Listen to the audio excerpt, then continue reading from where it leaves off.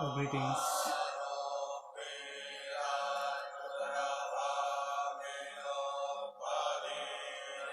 Welcome to all of you.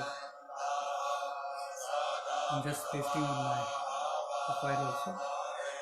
Just a few seconds.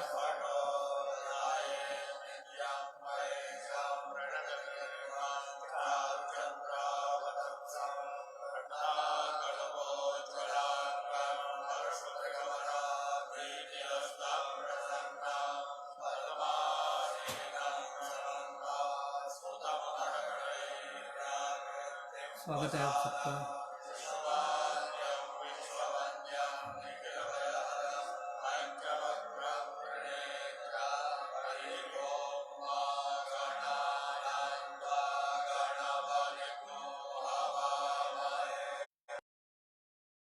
मैं बस इसको थोड़ा शेयर कर रहा हूँ.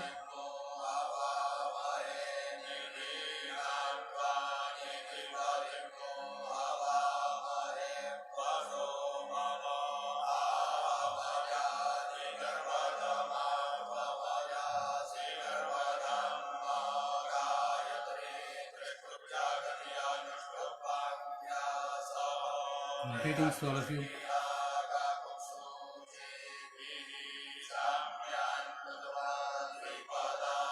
Rahul Tiwari. Today's topic. I don't know what is the topic today. I just came on my specific topic. आपको ये सारा specific topic नहीं है. That comes I'll just speak. Since today is a Sunday,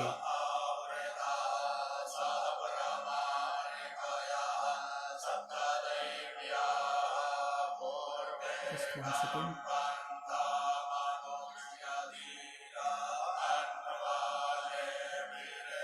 Yes, shared it.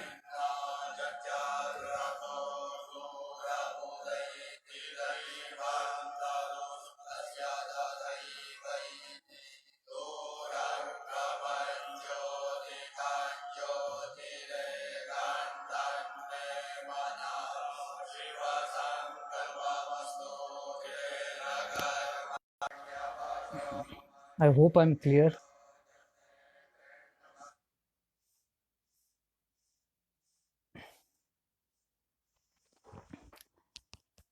सो आप सबका हार्दिक स्वागत है. आज संडे है तो मैं सोचा आज ऑनलाइन आऊँ. काफ़ी टाइम के बाद आ रहा हूँ. Now voice will be audible. I had not plugged it. Is it clear now?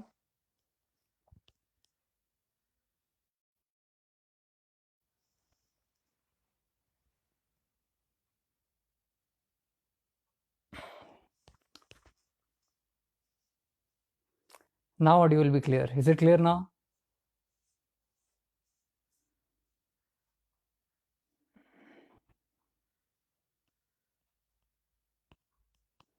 Thank you. So we were asking what is the topic of topic today. Just spontaneous here. यानी आज कोई ऐसा particular topic नहीं है. हाँ, लेकिन कुछ post मैं डाल रहा हूँ लगातार 2-3 दिन से, तो मैं जस्ट उसी माहौल में हूँ.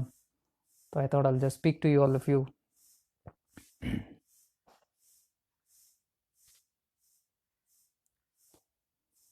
Nice to see you all.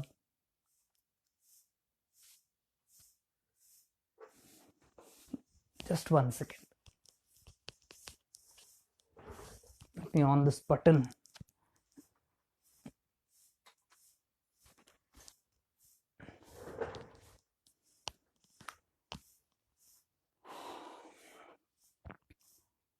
So here we are after 2 eclipse, a Guru Purnima,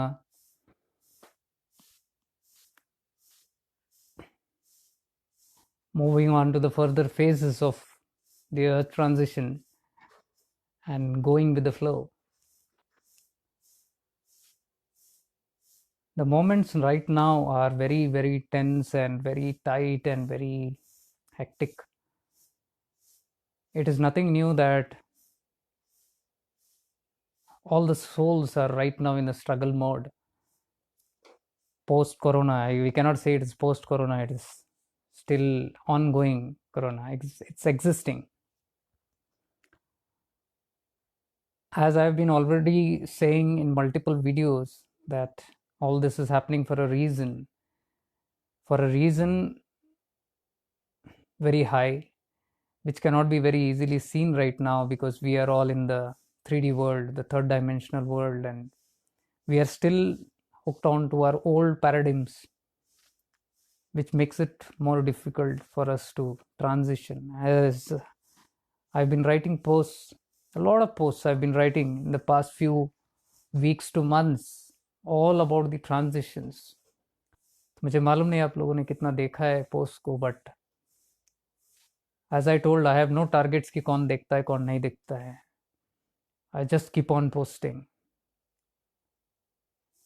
my agenda is very clear when I am doing this kind of work, and this is, yes, I must share this with you today, that ये जो भी हम काम करते हैं, जो भी divine work जो हम बोलते हैं, दिव्य कार्य जो हम बोलते हैं, all this work we are doing, for whom? All this, like all the posts that I'm putting, these videos that I'm doing, it's for whom? I can tell you very honestly that it is rising only from one cause, one deep cause within me. It is to,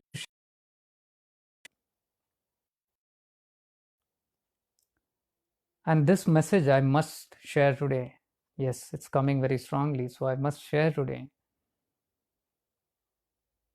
that we all must get onto this kind of a work.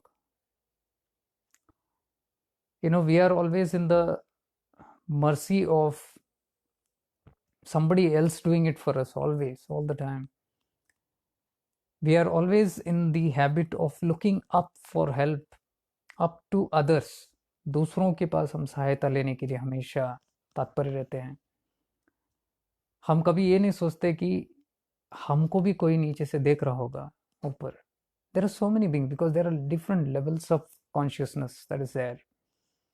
Certainly there are people of lower consciousness than you, people around, in and around you, even in the world. Now I'm not telling you to judge ki you are in the higher or somebody is in the lower, not at all.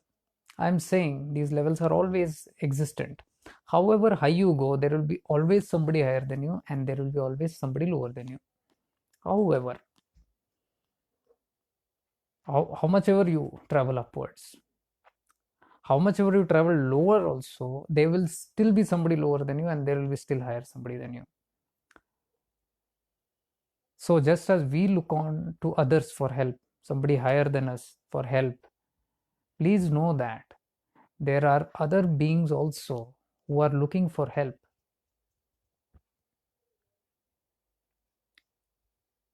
Certainly there are people looking for help. Yeah, Karina, happy birthday. May God bless you. Bless you abundantly.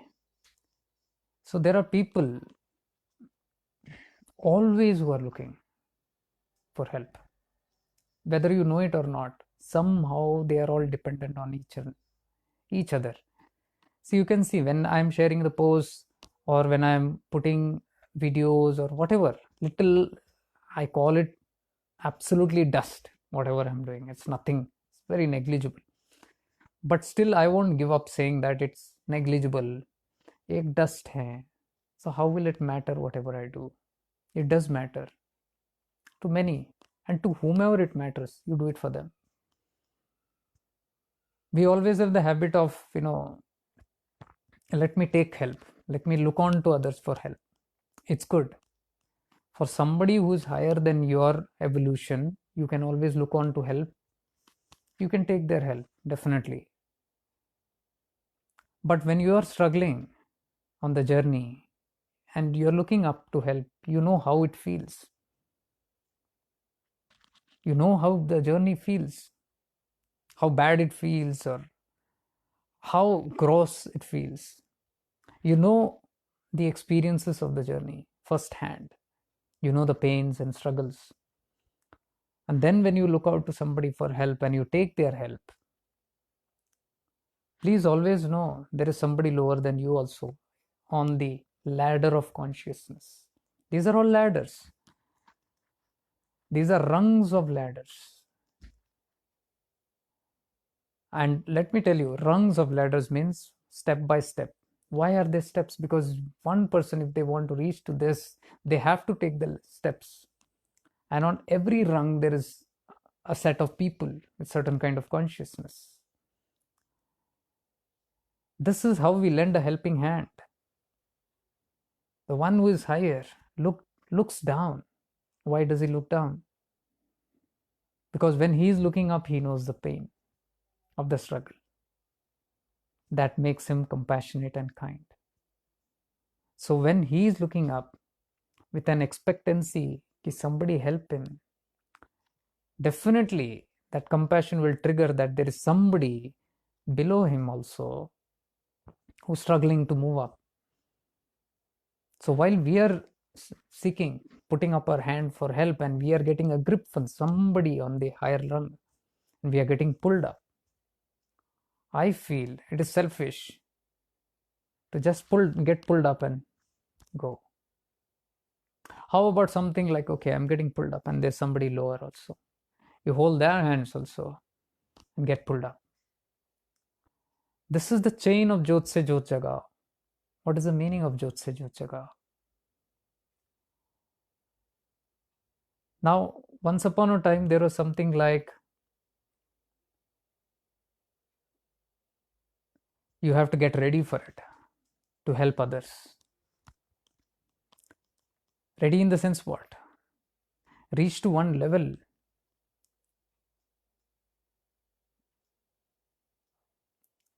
Reach to one level and then master it. And after mastery, you get on doing that divine work. Yes, this was true till yesterday. Today's world is something very different, let me tell you. The old standards are changing, old templates are changing. World is evolving. Today we cannot sit कि one person come and take care of a lakhs of people. That is why you see, this is not what I'm saying. This is what is happening in the earth right now. Right now, everywhere pillars of light are standing up. And who are these pillars of light? They are not superheroes. Let me tell you very clearly. They are not somebody who have undergone rungs of trainings and rungs of practice and what do you call that? Years of training and all those things, because there is no actual time for that. By the time you get trained and by the time you get evolved, God knows what will happen to you and what will happen to the others. So you can see there is a natural instinct. This is not defined by one or two person or a group of people. Let me tell you. So one people means not even me or anybody. These things what I'm talking right now, this is not any single man's idea or a group's ideology. Let me tell you, all group ideologies are breaking. 3D world is breaking. Groupism is breaking. Control systems are. What is coming is everyone's light is coming forth. And while it is coming, it's like a birthing process. You know, the birth pangs that you have. I recently made a video on a Jiva Samadhi. Tamil mein tha, I translated it into English. And while doing that, I suddenly had a good realization of something, because the process that I'm undergoing in my transition, in my life, for the past many years, is what I always preferred very spontaneously as the birthing pans. Birth. You know, when a woman goes into labor, pre-delivery, she has this spasms. It might be a fake spasm or a real one. Sometimes women have this multiple times. Not just that. her entire 9 months, 7, 8, 9 months, all these which is there, the time, entirely she's undergoing this labor. She's developing the child to bring that child out. So many sacrifices, so much care is taken by the mother in the womb to protect it, to nourish it, to take care of it. How do one take care of it? It means it is inside. By taking care of myself, I take care of the child inside. You cannot directly take care of the child without taking care of yourself.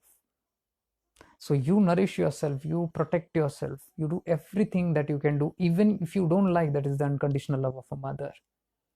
Even till date, if she has not done anything for myself, but when the womb, inside the womb, the child is there, she will do everything to nourish that child. And that is why she's a mother. She's birthing. The process of birthing is bringing a soul out. It's not a small job, it's a big responsibility. But the sacrifices the mother undergoes, the pains, the labor pains, it is said the biggest pain in the world is the delivery pain. Highest of any pain, it is defined as that. So a mother who undergoes that, it's a salute to the lady who undergoes that. It's not easy. So the 9 months of the process, and when the labor is going to happen, the delivery is going to happen, this is what I used to always think. I used to compare the labor pains to my transition process, to how I am birthing out the soul. This body, which I can see, I can touch, I can feel, there is a soul inside this body that is longing to come out, to express itself, to have its true identity, the real I, is birthing forth the deep inner longing to birth forth. That is happening. And in that process, there's so much of pains and struggles. In that process, I'm taking care of myself. I have to take care of the body. I have to take care of myself, my needs. Because if I take care of my needs, which I call this body today, the false I is telling I take care of my needs, the false I, the body, consciousness. Because if the body takes care of itself, the soul can be birthed out. If it cannot take care of itself, the process remains unfulfilled, just like a mother delivering. So, for the past 2-3 years, I've been strongly feeling. In my prayers, also, I used to say, this is a birthing process. I don't know. Day ones, I'm telling you, I don't know. Very strangely, I used to feel this like a mother. I don't know how the pain feels because I'm not a lady, but I've been through it in my own near and dear ones when I've seen them going through it. And I know it's not an easy one. So somehow there was a strong with the birthing process. So I used to always talk to myself that I'm birthing. When sometimes it used to be very intense struggles and pains, it happens. Transition is not easy. That is what I wrote in the Ascension Symptoms 2020. If you have not read that article, you can read that article. That is what is happening to maximum people, and that I thought I should share it.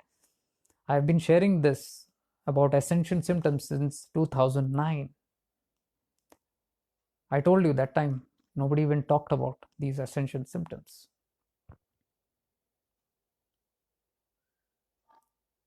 So I call that as a birthing. I could feel the pain of a mother as though something is deeply birthing from inside. Exactly how she feels.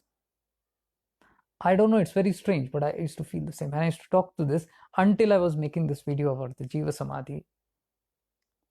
where the translations were done by two kind souls and they were giving me, and I was fixing it one by one. And when I was fixing, the disciple there talks exactly the process of birthing. He compares the Jiva Samadhi of that great yogi to the process of birthing, because his guru used to tell that, had told when while going to Palani, that I am going back to the state of the womb. I am going back to my mother's womb, and nobody understood it.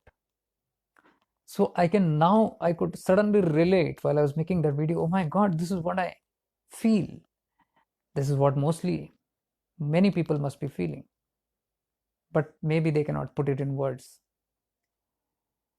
So it was a bingo for me, because for the past 2-3 years I have carried this phrase of birthing, and it related well, so I could have that picture of, okay, how these things go.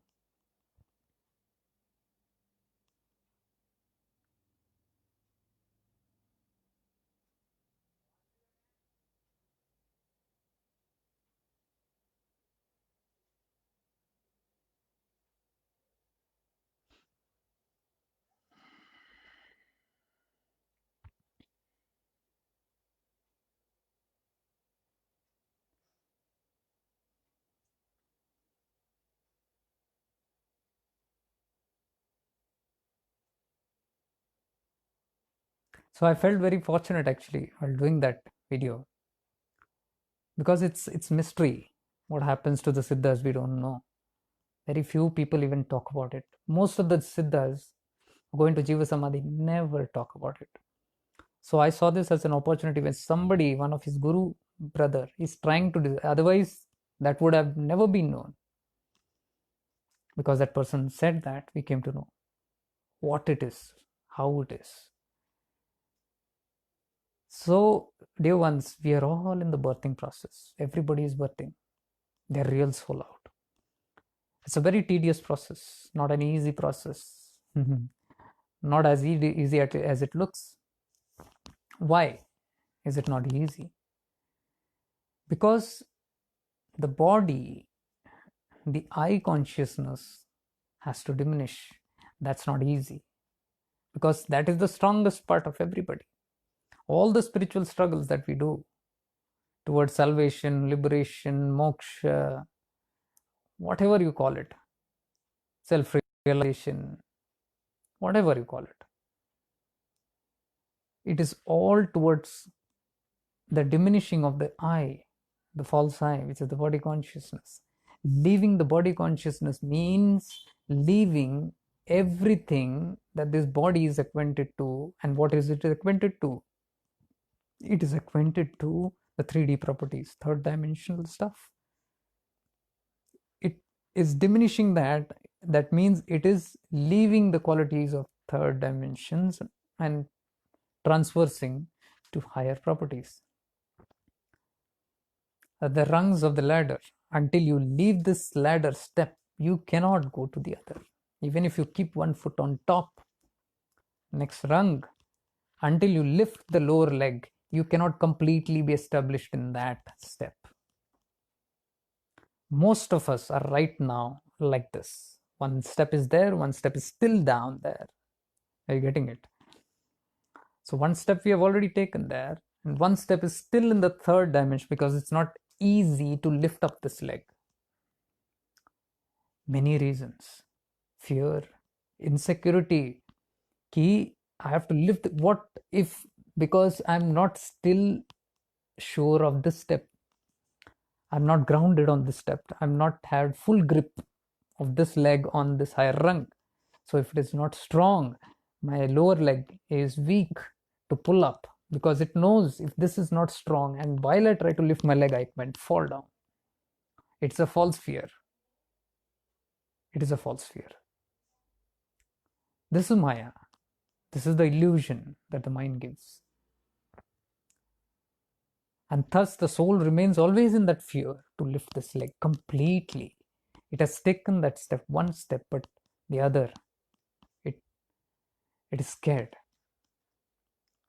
That is why this transition, this is what we call the transition. What is the ascension symptoms? This gap, what happens is the ascension symptoms. If you see, I've mentioned many symptoms there. Something like losing memory. I have this kind of moments while I'm doing the video. I suddenly go blank. It takes me even sometimes a couple of seconds to understand what I was talking now. Where was I? It takes me some time to get back to that thing that I was just talking a few seconds back. It happens. This is that thing. Once one leg is there, one leg is here. It is a multi-dimensional phenomena. Let me tell you, dear ones, one thing. It's like a battlefield. There are two fields.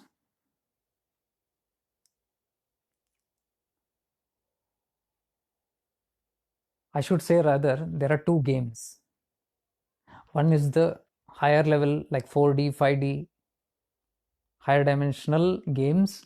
One is the lower dimensional games, that is the 3D, third dimensional, two dimensional thing.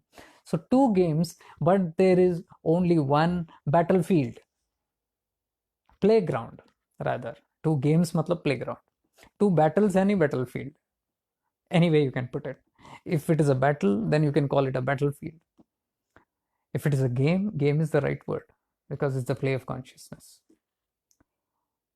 So there are two games happening, the higher games and the lower games, but there is only one field, playground. That playground is Earth. So we are playing two kind of games on the same platform, same field. These games are being played simultaneously depending on which side of the team you're in or which game you are more acquainted to. If you are in the higher realm, then you are playing a different game altogether, different consciousness, different perception, different experience. But a person who's in the lower games will have the same thing in completely different picture. So two games are being played simultaneously, but the playground is the same. Wow, perfect example. Thank you. Are you getting it? So what are these two games? The lower dimensional one and the higher dimensional one. But our leg, as I said, we are playing both the games. If you are in one team or one game, it is easier to play. You either be in the third dimensional completely, you will feel a different kind of experience, or you go into the higher and you have a complete different experience. The most struggling part, the painful part, the birthing process, the transitions all happen when you are in both the teams, in both the games. One leg is there, one leg is here. You're still not lefted, you're this leg completely there. Neither you're grounded here. There is a longing which made you put your foot in the higher steps. And now what is happening? You are having experiences of both. It's confusing. It's a different experience because this is a complete different contrast. From here, things are different because here you're looking at everything from third dimensional view. A lot of attachment, a lot of anger, a lot of jealousy, a lot of selfishness, a lot of I-ness, a lot of ego, all anger, all this stuff is still in this. Non-forgiveness, resentment, so many things. All the crappy things are here. So that's a different kind of experience, but suddenly on the other end, it's the opposite, where nothing of these things exists. It's unconditional love, it's kindness, it's compassion, it's peace, it's joyfulness, it's radiance, it's brilliance, it's bliss, it's happiness, it's calm, complete different qualities, selflessness, love. So you can see the same picture when two perspective, two games. Suddenly you're seeing one incident with a lot of grudges and this, and suddenly you're moving shifts into something which is the opposite. I've had this for years. I'm sure many out there are having this. That is what compels me to talk about all these things, because nobody talks about this. These are practical things that happen to us. We are in this interdimensional move all the time. That makes things look worse. They are not worse, but they look or seem very worse, because you can see it's a horror, the shifting. Why is that fluctuation happening up and down, up and down? Because one leg is still here. Why the leg is here? Because of the insecurity, on the lack of confidence to pull this leg up completely in that. How do you pull up there? Because to pull up, what do you need to do? Let the go of this feet for it to rise up. Let go, then you rise up, and then you establish.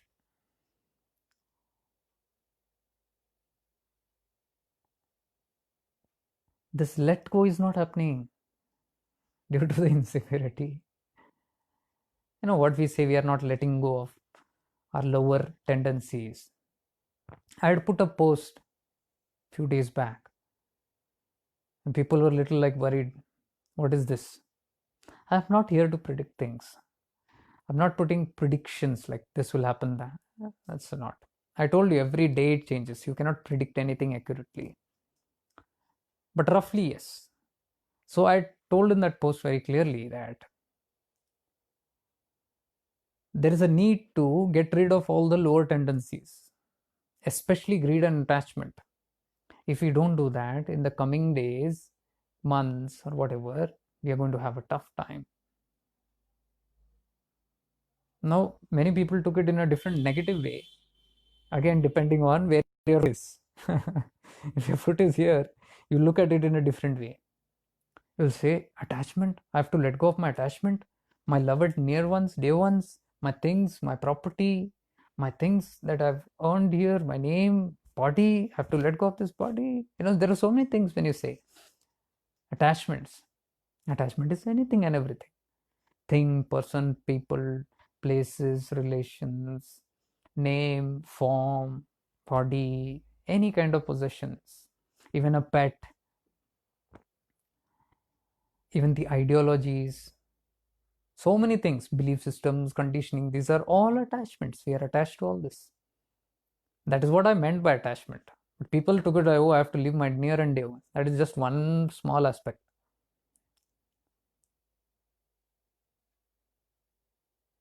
And what is there to get jittery about it? Don't you believe that you're going to leave it one day? We all know. So why is there this unnatural feeling of always postponing things? Like I talk about death. Oh, no. Push it under the carpet. You put it anywhere, it's going to come one day. And with death comes all the letting go. If you're not ready to let go, it's a big struggle.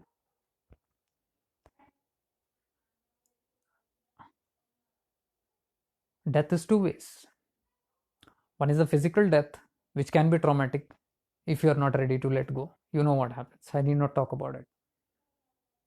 One is the death of the false I, which is what Gorakshnath ji said, die yogi die. Jite ji maro. When you die while living, it is meaning the death of the false I.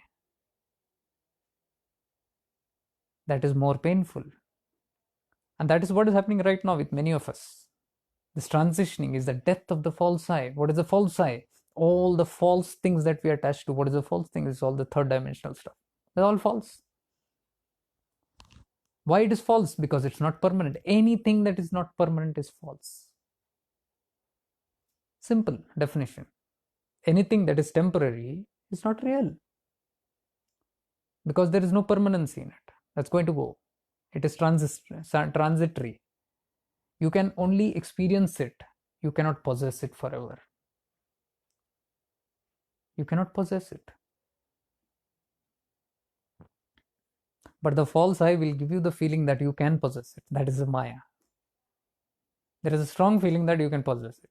That is why we possess house, we possess people, we possess wealth, we possess. Everything is like possess, owning it. This is where I said the control systems are tumbling down because the control systems are based on possession. They want to control because there is a strong feeling that I am superior than you, something needs to be below me, which I manipulate, control for what? For my help, my necessity, my needs. So there is this unnatural feeling of supremacy over something else, and you try to dominate that person or place or thing or energy, whatever, even energies. When we say somebody is possessed, what is that? See the term itself, possessed. Somebody has possessed. Possession. Want to control something.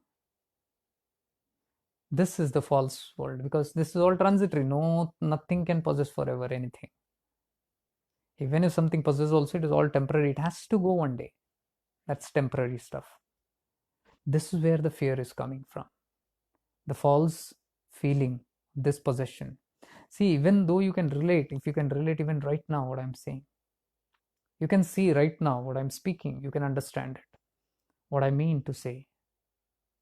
You are understanding it. Right now you're understanding it. What a foolishness it is to even think that we are going to be here forever or things around us are going to be forever, and the need to control, dominate, manipulate, वश में लाना उनको, even though that you deeply know it is temporary, it has to go. Where the pain comes from, the pain comes from that attachment that we have towards that, which we are always constantly pushing under the carpet. We don't want to face it. This is temporary. We never want to think. That is what one post can trigger a lot of people. Moment I put like the coming months work on these things like attachment and greed especially, otherwise it's going to be a cause of your pain. It's very common sense. Predictions की तो जरूरत ही नहीं. It is common sense. Even if something is going to happen or not going to happen, still we are going to pass through that phases one day or the other. Why the pain comes? The pain comes because of the postponement, putting it under the carpet and thinking that someday we will handle it. But unfortunately, when that day comes, we are not prepared. That is where the pain increases. That is where the pain increases actually. That is where the pain actually comes in. Whereas if we face it today and understand these things and look at it with a different perspective, what perspective? Not this lower foot, higher, because one foot is there, remember? I personally feel, जितने भी ये video देख रहे हैं, whoever is watching this video, either this live or recording, I don't believe all your foot is in the third dimensions. One feet is definitely in the higher. You may not be aware of it. Because if your feet is not there, you wouldn't be watching this video. I'm telling you. You're watching this video also because one of your feet is there. It is that part of the game that has pulled you to this video. If the people who are grounded in the 3D, in the lower foot, they will not watch this video. It will be of no interest to them. Are you getting it? So where is that interest longing coming from? It's coming from the higher foot. Simple analysis, no predictions. So when I said that day in the post that time to work on lower tendencies, everything comes in. Greed and attachment, I said, are the major two challenges. There are other challenges like lust, anger, jealousy, selfishness, non forgiveness, anger. A lot of other things are there. Those also are lower tendencies. The will, wish to control others. All these things are lower tendencies. We have to let go of this because it is like death. If we don't, if we put it under the carpet, death, I don't want to discuss that topic. One day when it comes and stand, I'm not prepared for it. And there is no time then. Same will be these things, because with death, all these things also come with it. At time of death, what is the thing that pains a lot? It is the attachments. If a person is very strongly attached to people, places, things, energies, name, title, attached to the body, imagine what a painful moment that is. That is what I meant. It did not mean necessarily that we are going to die or something like that. Person who's grounded here and thought from here, thinking from here, at the moment of reading that, they will feel jittery because they are rooted more here now. They are playing the game from here. So they will be scared and something will make them trigger inside and say that, oh my God, how? What is going to happen? What's going to happen? All this, what is going to happen game comes from this fear of insecurity that this feet is holding right now here. But the ones who are grounded at the higher feet, at that time while reading the message, they will, okay, there's something that I need to look within. Yeah, definitely it's a reminder. Good reminder, let's work. Now, why was I prompted to put it? Because we are been through two eclipses right now, the solar and the lunar eclipse, and major things have happened after that. We cannot see major shift is happening in the cosmos. Major, major. I repeat, major things are going on. It is yet to manifest, because I told, it's always been told by our masters. Manifestation always happens in the higher bodies, in the higher worlds, in the subtleness first. It appears there. Then it manifests into the physical. So it is wise to know right now things are happening in the subtle, which is going to trickle and take form in the physical. That is how good and bad, positive or negative, have always happened in the history of the cosmos. Nothing just came like this. A tornado just did not come like this. Earthquake did not come like this. Or beautiful elevation did not come like this. A blissful wave did not just come like this. It first manifested in the subtle astral dimensions. From there, it trickled down, it took form and manifested into the physical.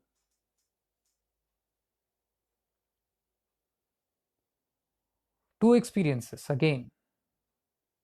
Depends on where the foot is of the whole collective consciousness. If the higher foot is there, more of bliss waves, more of cosmic waves, more of upliftment, more of blissfulness, more of health, well-being, niceness,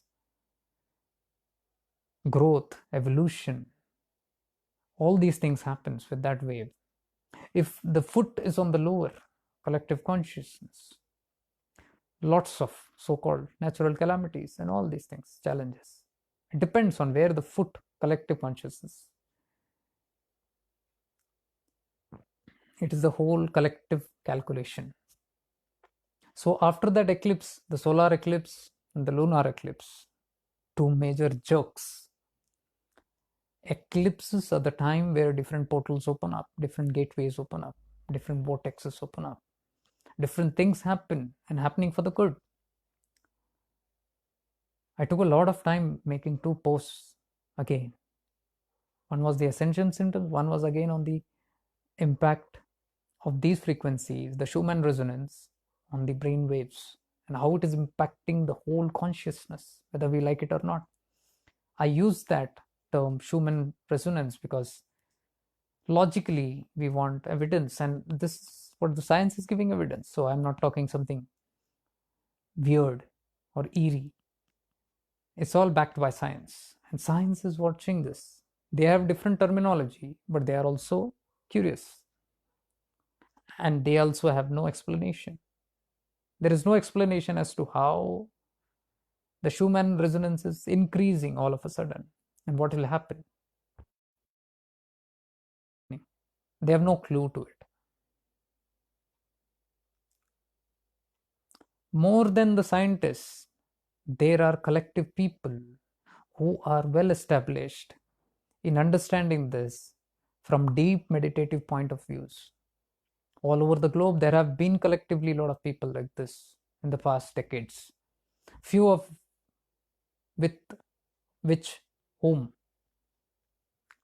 I have been connected to, and I get to know from them. These are evolved beings, but they will never show off. They live as normal, very, very normal. But they know a lot of things. They know so much more than the sciences. They can predict things much more than the sciences. Sometimes I've seen that what they have told many years back, now the science is talking about it. Those days, many people laughed, including me, because it was very taboo subjects. And today, when science is talking about the same, I'm like, oh goodness, who are the real scientists here? So I'm talking from those people's point of view only, what I share. During these eclipses, a lot of things happen in the cosmos. It's very mystical and it cannot be deciphered by the same logic mind that we are talking right now, because I'm telling you, if you look at these experiences also from the lower fourth, you'll have a different experience, different perception that may even trigger a lot of fear, insecurity, helplessness, chaos, jitteriness, confusion, turmoil. All these things will happen because the perception is different on the same thing. It will be like, oh my god. But somebody from a higher foot will always see this as something different, something more welcoming, and something more better.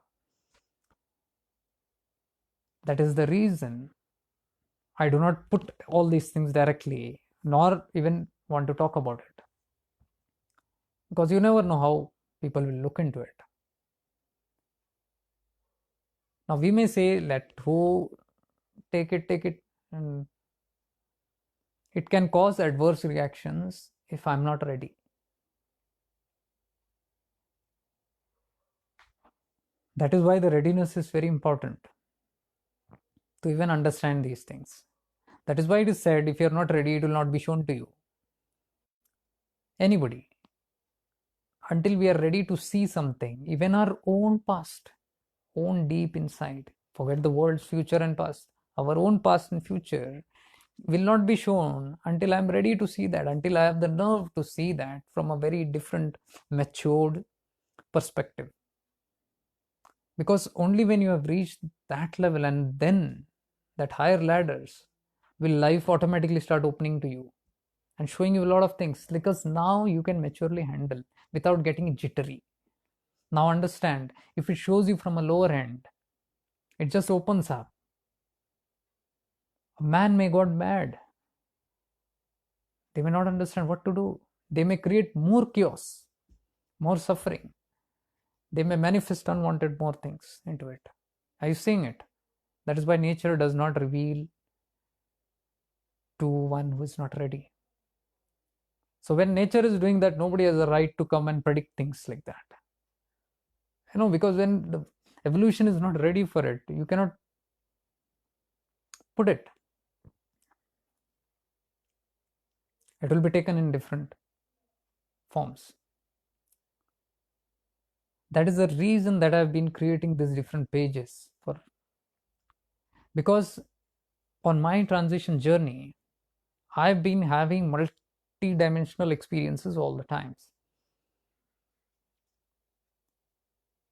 From 3D point also, higher point also, and there are multiple views and things that are coming into the perception with clarity and sometimes not with clarity and a lot of things, and I the verification keeps on happening with other people, and then I know, okay, this is it. That is the reason I created multiple pages, because everybody will not take it on one common point.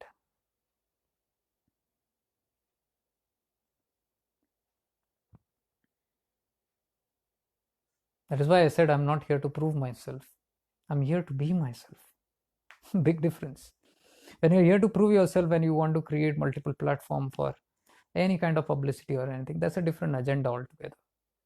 What and why you want to do it. But there is a big, what do you call, difficulty in expressing the multidimensional views. One person is expressing multidimensional views that can be contrast. One time you're speaking something and the next moment you're talking something that is very opposite, because whichever perception you're in, it shows you in that clarity and you just blurt it out. And then in some other time you're talking exactly the opposite, which also is existent. I told you, two games but one playground, it's being played commonly there, but it's a very difficult phenomena to understand. I don't know if you're still understanding what I'm trying to say. It's very difficult to even talk this and convey it to you, but I'm sure those who are aware right now are getting what I'm trying to say, and that's okay. That's what my intent is. Those who understand it understand it. That is why people, when they ask, I did not understand this post, I say it is not meant for you. Let go of it. Carry on. If any post or anything is meant for you, not just mine, anywhere, if it is meant for you, you'll understand it. That is how the world functions. Everything is not for everybody. Everything is not for everybody. And this was my confusion to present a lot of things that I always wanted to share. That's the reason I have this pages called the Conscious Space, which has around 13,000 members right now. And there what I post is purely some memes, some imagery stuff, but a lot of deep details of higher dimensional talk, which is not accepted yet in the world that we are living in, the 3D world, third dimensional world. People are stuck in this yet. The foot is so grounded here that they cannot understand to those posts, what is that? What is this about? This guy's gone crazy. What all mad things is he posting? What vortexes, matrices, and what all things are these?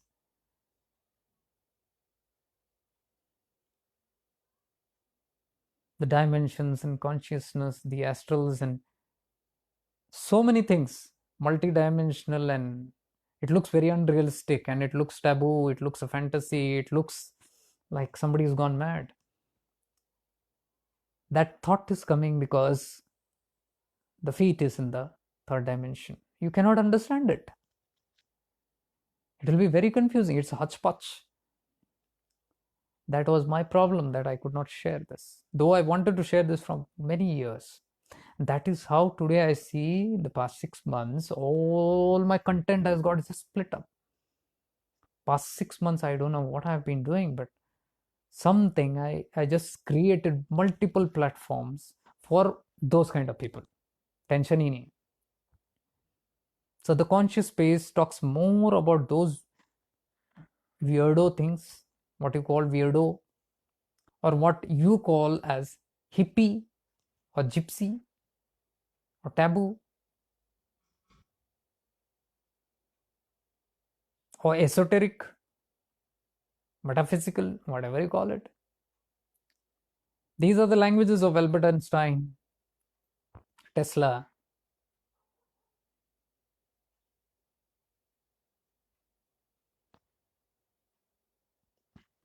and people like Plato, Socrates. These were beings, multidimensional beings. But people did not understand them because when they spoke, people said, kill that guy. Kill because he's gone mad. He's talking something weird. Unrealizing that they are not understanding what he's trying to say, and because they were talking something else. That is how persecution happens to many, because people cannot relate what they're saying. And it's something totally out of their mind. So the post that I make on the conscious space Facebook page, I often share it on my this profile also. Only what people can digest here I put it, not everything I put it here. Because the people here on my this profile, more orthodox. I need to say this. It's just clarity that I'm not terming anybody as good, bad, ugly, nothing. I don't mean orthodox is something low or nothing. Everything is good. Everything is the way it is meant to be. No judgment. I am a person who have been strongly talking about oneness. And this strong conviction about oneness, of seeing everything as one and beautiful, will only come when you have no judgment. I can vouch for that. You cannot have feeling of oneness in your heart if there is a trace of judgment in you. Try it. And vice versa. If you have judgment, you should not be, or you cannot be talking about oneness. You will not be talking about oneness. You can't be talking about oneness because there is still a score of judgment somewhere or the other. There is still a feeling of I am superior, somebody is inferior to me. There is still. Be it religion, be it caste, be it racism, be it species, be it gender biasness, be it territory wise, be it even planetary wise, cosmos wise, whatever you take, galaxy wise, caste wise, the culture wise, the tradition wise, the lineage wise, the cult wise, whatever you take, this is all duality. There is something superior and inferior. The moment I say that is not right, this is how it should be. When I'm imposing something to the world, this is what is right and this is not what it, there is a judgment, definitely. And when there is a judgment, there cannot be a spirit of oneness. You cannot see everything as one. It's very difficult. Oneness is the deep non-duality. We can boast of being Advaits. We can boast. That is again a Maya. That's again a wrong, false perception that I am an Advaitin or an Advait seeker, but all my principles are based on pure Dvaita. It is a perception which we are not wanting to look into very deeply because strong belief. We are rooted by belief and conditions and we are running on that fuel. So if somebody points out something, I will not like it. I will be challenged. I will be threatened. I will be triggered. How dare you question my conditions, my beliefs? It has been since so many janmas in me, very strongly. And you challenge that. You might not say all these things, but automatic trigger will be there and you will shoo, or you will shut down that person, or you will even kill that person. Terminate it off. This is how it happens all throughout the history. You terminate people, you finish off because they are triggering something of ultimate truth inside. And I don't want to see anybody triggering that because that is a very protected space. And instead of killing this inside stuff, which is killing me, I kill the outside stuff, which is threatening this conditioning. This is why I totally don't believe in any kind of cultism, any one system. There is no one system. Everybody is okay. That is what I'm saying. Everybody who understands it with whatever perception, all is okay. Everything is perfectly right at the right time. There is no need to pull everybody and transform everybody. It doesn't come. That feeling only will not come. That's why I say no Krantikari business. Need it. You go and change. You go and change this one. We got to evolve, we got to do this. You listened. What are we trying to do? We are not saying you will evolve. Notice very carefully. If you're saying you evolve, you grow up, you transform. And if that person asks how, by doing what I do, gone case. It's a gone case. If you look very strongly and deeply into it and contemplate and see, you'll see there is a feeling of superiority, and you feel there is a kind of yourself being stuck in a kind of belief that this is the only way out. You automatically are seeing what you're doing, what you're feeling, what you're undergoing is not the way. This is my only way. So please listen to this, and then only you have a solution. It's a gone case. All the wars in the universe have happened due to this only. Everybody is out there to convince I am the best, what I do is the best. Spirit of oneness can never come. And if spirit of oneness doesn't come, and if this conflict is there of superior infinity, definitely it is rooted on judgment. Then how are we saying do not judge? We are all the time judging, my dear ones. Subtle hai, sukshma. The full foundation that we are talking so much about, do not judge, is very much based on that. Today morning I put that, unconditional love. All this while we have been thinking that it's unconditional love, which has always been succumbing to so many conditions, because there are deep conditions attached in our so-called unconditional love, and we have been in the belief that this is unconditional love, and we have been talking about this as unconditional love with the belief, not with the experience, not with truthfulness. Because if you look truthfully, there are conditions attached. We can't see the conditions because of the strong belief. It's a belief. Unconditional love. You talk. That is why I said you can preach unconditional love. That is why I said preaching is a humanly act. Practicing it is a godly act. Very difficult. Very, very difficult. Talking is easy. Do not judge. Unconditional love. Being that. Because when somebody, I told you, when somebody tells me, because I told you, I have friends everywhere, in all the organizations, multiple organizations. I'm linked with so many. You look into my profile, you will see people from all organizations. All. You look into my profile and see. You look into the pages and see. There are people from all, from Brahma Kumari, from Art of Living, from Isha Foundation, from the Vipassana groups, from the Buddhisms. And there are Muslims, Islamic people. There are Sufis, followers of the mystics. All kind of people. There are Jains.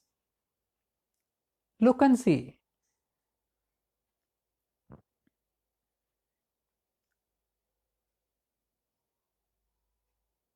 But these are people with a difference, because they are coming to these platforms with a sense of oneness. They are open to everything is okay. They're not here to judge.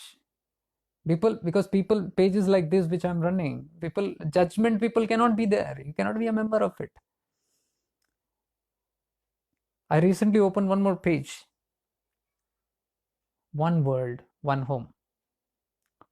Which I have opened it to all the admins, and people are, you can handle it. Everybody can handle it, because we are moving towards oneness. This world is moving towards oneness, whether we like it or not. Now that oneness everybody is feeling, ours should be the oneness. It will not happen. There is nobody's oneness. Nobody's oneness is everybody's oneness, or everybody's oneness is nobody's oneness. It's like that. It's the shunya and the infinite theory. Inclusion and exclusion. Microcosm and macrocosm. Shunya, you say nothing. Zero. Shunya. Nothing. Neti, nothing. So we are saying yours is not true, yours is not true, yours is not, nothing is true. And that makes it zero, nullified. So this religion does not exist, that religion does not know, this belief system, that belief, this community, wo community, ye group, ye cult, nothing exists. What exists is only the tattva of humanity. It has come back to Shunya, it is oneness. I told you this is non-duality stuff, Advaita, and Advaita is this Shunya. Advaita runs on two, the micro and the macro. Both are valid. One is the Shunya, one is the infinite. So one is like exclusiveness, nothing, Shunya. Yours doesn't matter, this doesn't matter, no, nothing matters. No rules, this, no, nothing, no belief system, no conditioning, nothing. Only humanity. That is one world, one home, or one family. Vasudeva Kutum is that. Only humanity, that's all.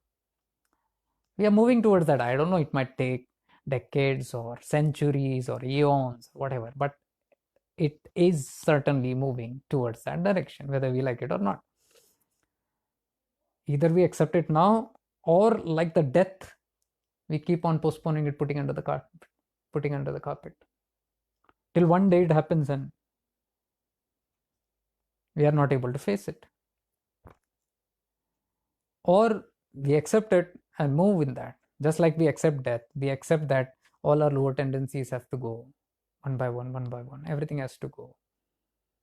And we work on it simultaneously. Similarly, what these work right I'm doing is working on it, working on the probabilities of the future. That's how I can put it. So one is the exclusion. I'm saying nothing, no philosophy, no theory is correct. Only humanity, only the basic emotions built in by God. The love, compassion, kindness, mercy, all these good properties. And the other is inclusion. Now it was exclusion, now it is inclusion. Nobody is exempted. Any you can follow, you will end up in Advaita. You will end up into non-duality. Any, both you take, in or out. Microcosm or macrocosm. When you say neti, we are going not this from planets, cosmoses, universes. From that we are coming down, zeroing down to the galaxies, Milky Way, solar system, 9 planets, Earth planet, continents, country, state, district, city, community. What do you call that? Yeah, communities. And then neighborhoods, societies, house, family, person, one person, individual. What is a person made out of? Organs. What is organs made out of? Tissues, molecules, atoms, protons, neutrons, electrons. You go, and then there is space. Science says this. This is the microcosm. Space is nothingness. So what has happened? From galaxies you have come into microcosm, zeroed into Shunya, Advaita, nothingness, exclusion, excluded everything, neti. And the opposite of that is inclusion, macrocosm, where from Shunya we are expanding into the infinite. Then you say, yours also is true, yours also is true, yours also is true. Why? Because I am in this, I am in that, I'm in the tree. You put I, which is God, or you put directly God into that. God is in flower, God is in insect, God is in stone, God is in. This is what the Sanatanas talks about. God is everywhere. This is exclusion, infinity. Everywhere God exists, on every particle He exists. So right now I'm going into infinity. I am that I am. I am Shiva. I'm everywhere. That is where you feel I'm in this, I'm in that, I'm in this. So when, if you are in all that, tell me, where is the separation? Where is the separation? Where is the judgment about which religion is bigger, which, because now you're seeing the tattva, that God or you yourself in that being, that practice, that culture, whatever, that insect, that stone. Where there is separation, there is no separation. You see, this is the theory of macrocosm, the inclusion. You and you become the infinite. Narse Narayan ki yatra is what? Finite to infinite. When you become infinite, that means you are everything. I am that I am. So, my dear ones, the practitioners of Advaita that we are talking about, it is easy to talk about the philosophies of Advaita, but what about the experience? This is what happens in the true experience. Either you go in or out, either it is shunya or infinite. Whichever you take, there is no judgment. Did you see that? If you are in everything, there is no judgment. You are in nothing, there is no judgment.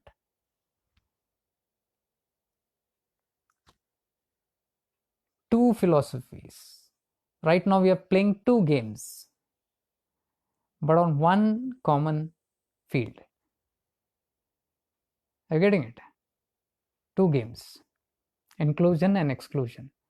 So that is the macrocosm. Inclusion, inclusion, inclusion.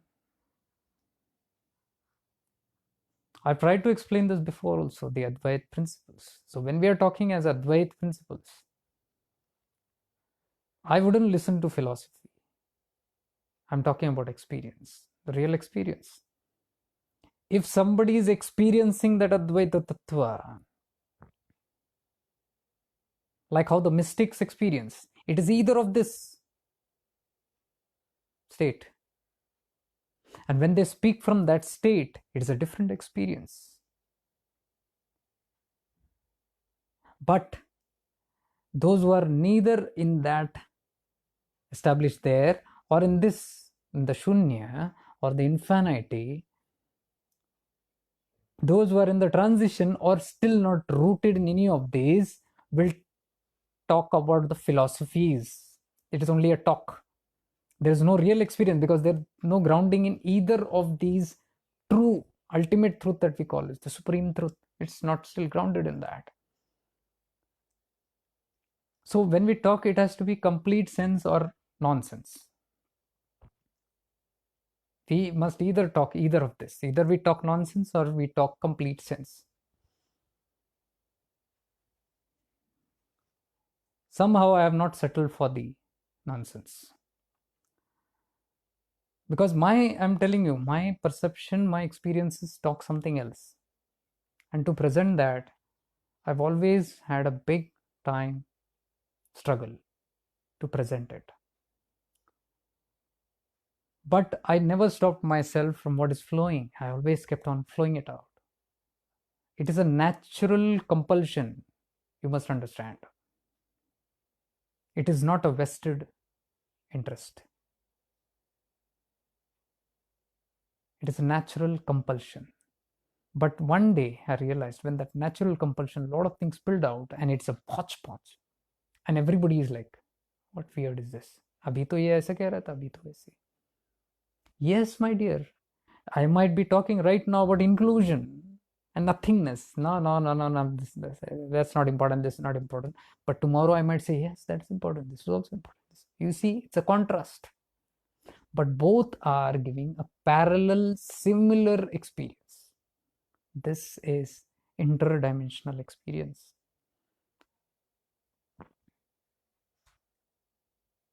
Very difficult to explain, but I'm trying to.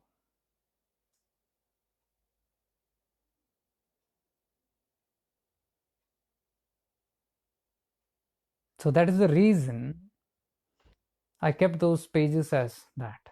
whatever expressed there. And that is why you see all the 13,000 people, 85% of the people are foreigners, no Indians there. 85%. You go and check the members there. All are Westerners. Indian, why? Because there is a lot of orthodox here. Orthodox is belief systems. A lot of tu meme. Ours is bigger, yours is bigger. He is big, I am small. There you go into conscious space, there is no big nothing. It is shunyanas. It is like you don't exist, you don't exist, you don't exist, nothing exists. Everything is bullshit. It's a talk like that. It breaks, shatters all the delusions. All delusions.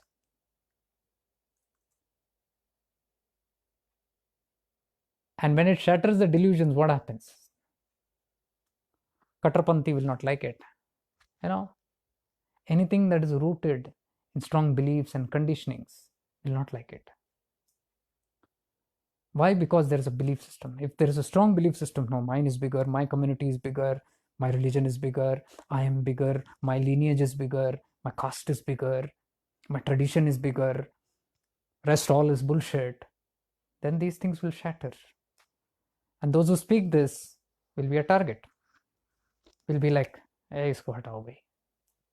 He's talking nonsense. Nonsense nahi, it is triggering, it is challenging some beliefs, which today or tomorrow has to be shed, because that's not going to go with you. I've told this in multiple videos of mine, where I have been a Muslim in one past life, Christians in multiple past life, Hindu, Brahmin in one past life, and all these were very prominent. But today, none of these are existent. Today, what is existent? What I am rooted right now, that is the experience. So whereas that past religion goes, but when I look into that life, when I was living as a pious Muslim or a pious Brahmin, I was very strong in that. Today, it doesn't matter to me. Or those days when I was a Brahmin, today's Christianity doesn't matter, did not matter that time. You see the contrast, these are all passing phases. It is not permanent, but we get rooted in that life experience so strongly that this is true. This is Maya.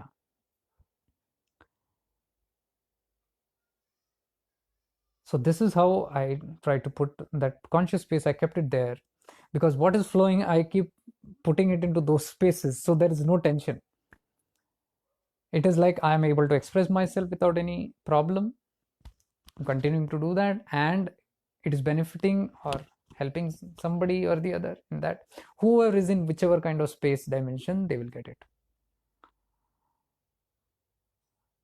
I know very well there are some people who like only what I post on cosmic space, the conscious space. They will not like what I post on this profile, and vice versa. Some people like here only, they will, there they don't want to go. That is challenging. So how can one person have these contrasts? One person has 2, 3 multiple contrasts, and everybody is getting connected to this is mine, this is mine. So are you getting it? You are getting attached to what is your belief. Like attracts like.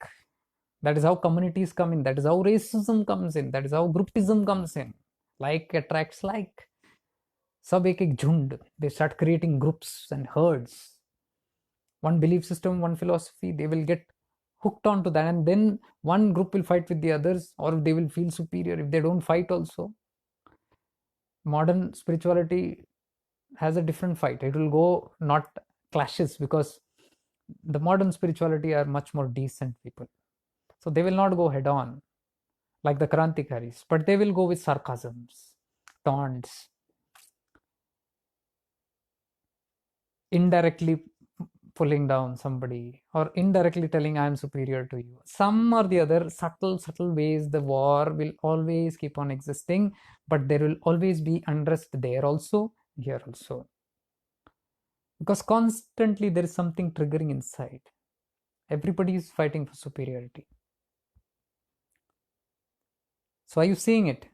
People get connected. I am watching it from here because I am only putting here also, there also, there also, and it's all varied interests. but I'm looking at it everywhere and I'm seeing very clearly some are only this, some are only that. Usme भी groupism hai. We cannot see the truths as it is. So I've understood, okay, it's very difficult to, and we are not here to convince people, no, this is right. But once in a while, I speak about this open as it is.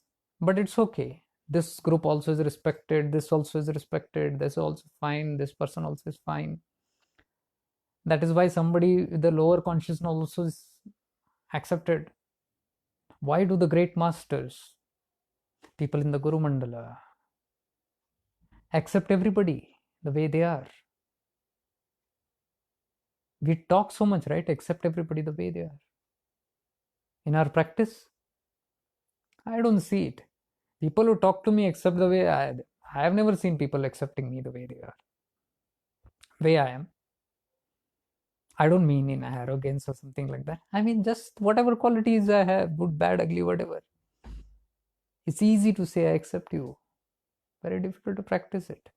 And I follow by practice. I am a stout follower by practice. I mean, those who are practicing it, I can feel it, I can experience it. If you are not, I will never want to follow. It is not what the buddhi is doing, it is what the soul is automatically doing. And I don't want to keep fighting with my soul, with my logic and saying that, oh, do it. Because it's based. What the soul wants to do, it's going naturally towards that. Inclinations are natural.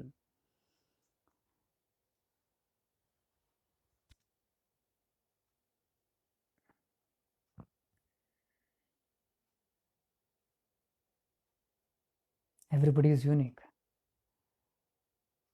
Everybody is unique. That's why I'm saying, do not wait to share your light. Wait till I become something. That till will never come. You know, there was a time when I was with my master, I was my practices, work, and all that. I was very focused there, and that time I was involved in a lot of work. That is fine, but it's a blessing that that period of time gave me a lot of insights, deeper insights, grace from the master, which was all developed, which I am humbly very, very grateful to my master always, and the Guru Mandala for the deep insights that I had. So there was so much, and that was overflowing, that I couldn't hold it, even though I thought this is not the time to do it. And for many years, I never spoke about all these things, never, even though it was very fresh at that time.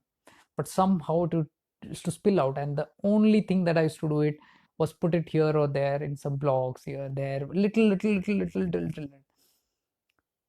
until I could not hold it anymore. And I saw this is a common phenomena happening globally in the past few years. People are overflowing with insights, and they're now spilling. This is the spreading of light.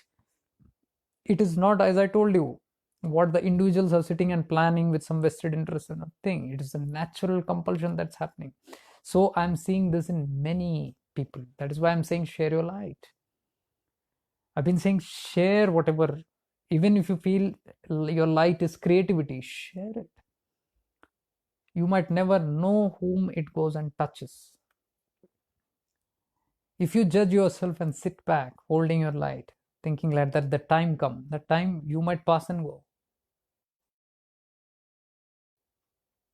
That is the time I decided. Even maybe I'm not ripe according to whatever the definitions of spirituality is.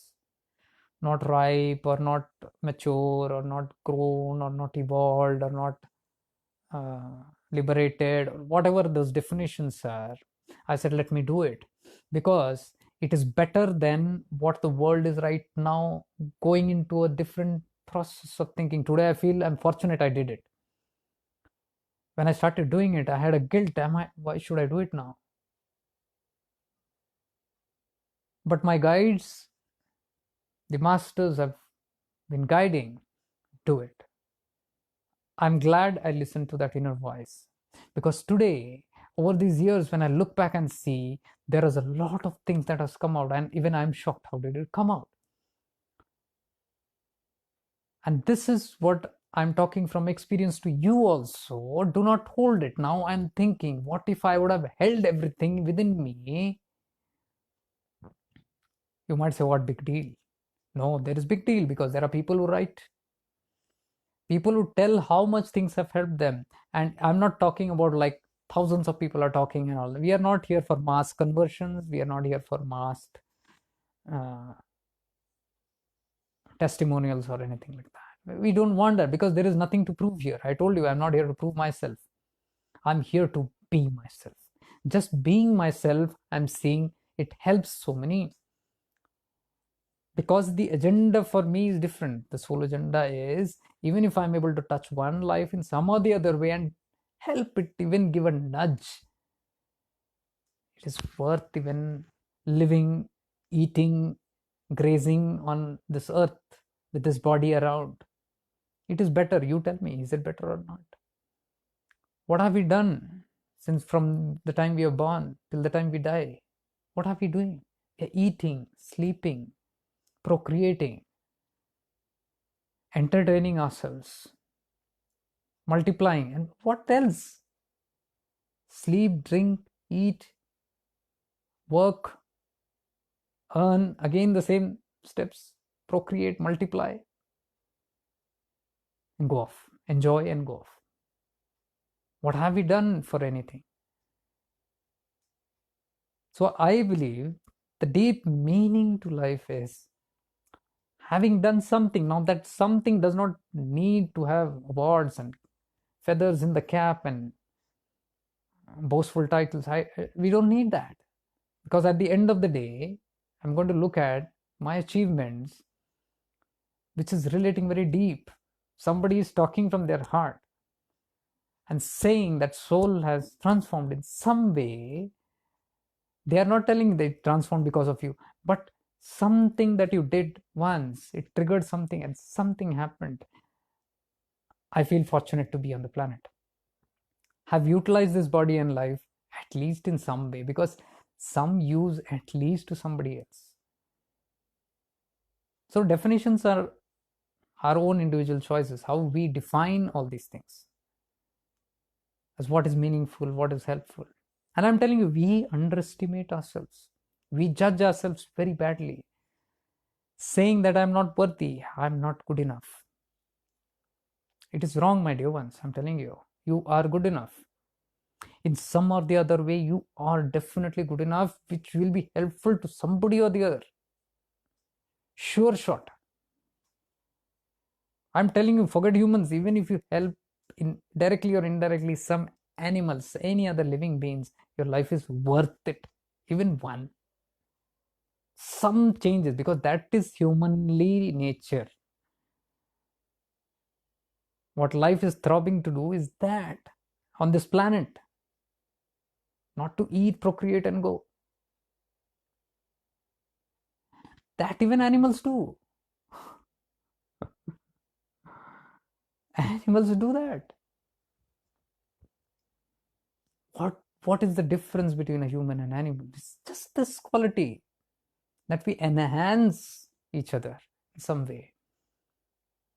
So today I feel, when I look back, I feel it was nothing wrong that I did. I don't care about what the entire end result is, because I told you, we have been already taught by the masters, great masters like Lord Krishna. Do your work and go.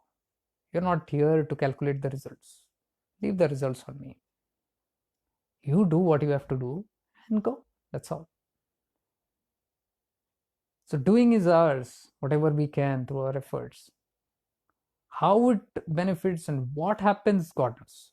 We are not the doers there. I'm sure if you do that, you'll start getting peace. Surely you'll start getting peace. Well, what the mind talks, I don't know, but your soul will feel very peaceful. Something good has happened in your life. What people say, what how you are judged by outside, I'm not talking about that. Because when you go by that standard, then there will be a very wrong, unnatural urge to prove yourself always. You want to prove yourself, your credibility. You want to show people what you have done for others. Constantly, you feel triggered to say that I've done this, I've done this, I've done this, I've done this. Your achievements, your feats, not required. That is to show credibility to others. That is to prove. When you want to prove yourself, you do all that. But when your soul knows, knowing, there's a certain kind of calmness and feeling. It's done it. And I'm telling you, dear ones, this feeling is much better. Jeete ji, till you are alive, you do something and go, rather than the stupid notion that is going on in this world after this corona, that people are saying that it's senseless now, we don't know what's going to happen, so let us do all the nonsense and go. Like I told you last time in my last video, somebody told me in the USA, people are buying all the luxury items and having all kind of luxuries, even if they don't have money for it, because they are feeling that they're going to die. So let us eat, merry, entertain ourselves, play this game, booze, drink, eat, every nonsense, anything, do anything and go, because you're going, do everything and go. This is Asuru Pravarti. Instead of that, Dev Pravrti, what it is, the godly tendency or even humanly tendency is that if you're really wanting to go, do something and go, do it for others and go. Help somebody and go. Because you're not going somewhere like, you're closing the chapter and you're disappeared. You are answerable even after you leave. The people who say that let me do this and go have no idea what is going to happen later. That is why they say let me go, do and go. They feel go. They don't know where the go is. You're not going anywhere. The people who know there is no going, you are here all the time. You might only shed your body and you are alert and aware. A wakefulness is there. Just as you're right now awake and aware and listening to this voice and video and understanding things, even after you shed your body, this awareness will be there and it will sense all these things right now. Just as you're listening, it will understand, it can perceive things. Only thing is, there will be no body. So tell me, if I say, let me eat, drink, make merry, do all the nonsense and go, what will happen? Because desires, these are all desires. They say unfulfilled desire. Let me finish all my desires. They feel by doing all this, they are going to extinct, finish off all the desires. And they are going to finish the go down of desires. So before going, let me clear up all the desires. There is no clearance, because this is taught by people who don't know what is this desires about. You cannot fulfill desires. It is unending. Desires are unending. Desires beget desires. Desires birth another desire. It will continue. You know it, you try it.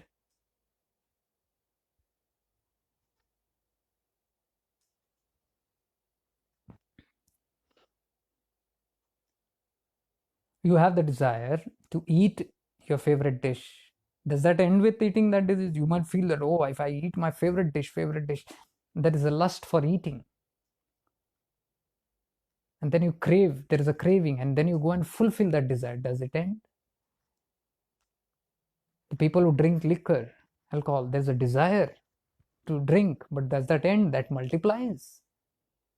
It's a rakta bij desires. You feel the need to have sex or self stimulate. There's a desire to fulfill. But what happens after that? Does it end there? Momentarily. It becomes more stronger. This is the fundamentals of desire. how can we say that let us finish everything and go? What is this finished business now?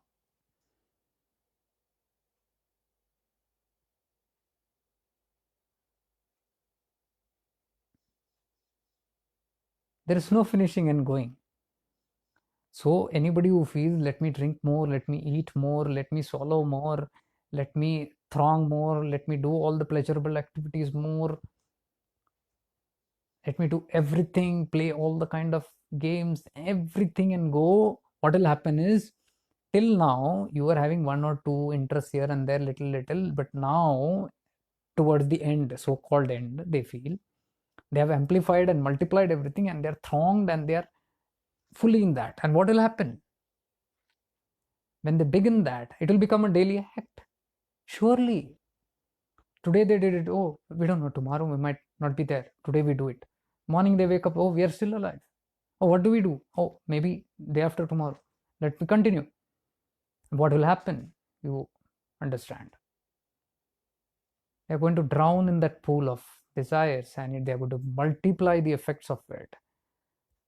And by the end, actually, if the end is coming, then what will happen? You have now a multiplied, diversified, strong effect of that. And when they leave the body, now what will happen is the senses have been fully thronged in that experiences, but now, till now, they were doing it through the body. Now the body is not there. And now it has multiplied. And after death, it is said it multiplies 1,000 folds again. So you can imagine the explosion that will happen and what will happen to that soul that went with this kind of a philosophy. Let me do or overdo things and go. There is no going. It is immense suffering.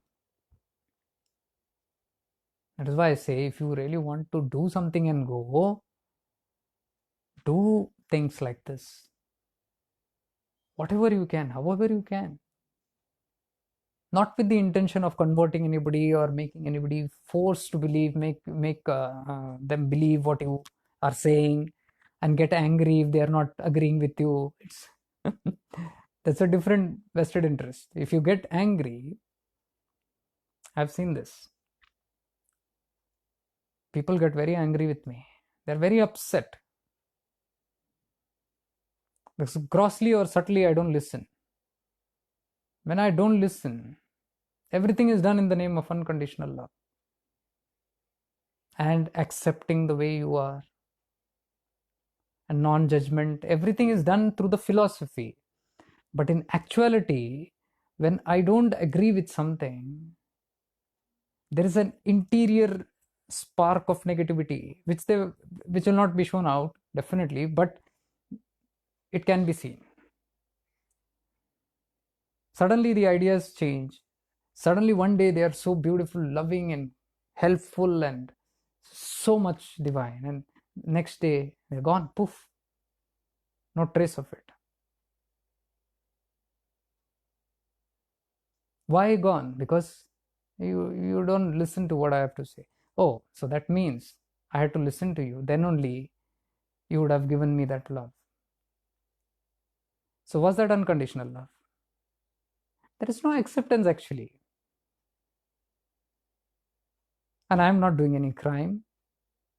I'm certainly not doing any crime. That is where my strong conviction comes from. If there was something different, I could have understood.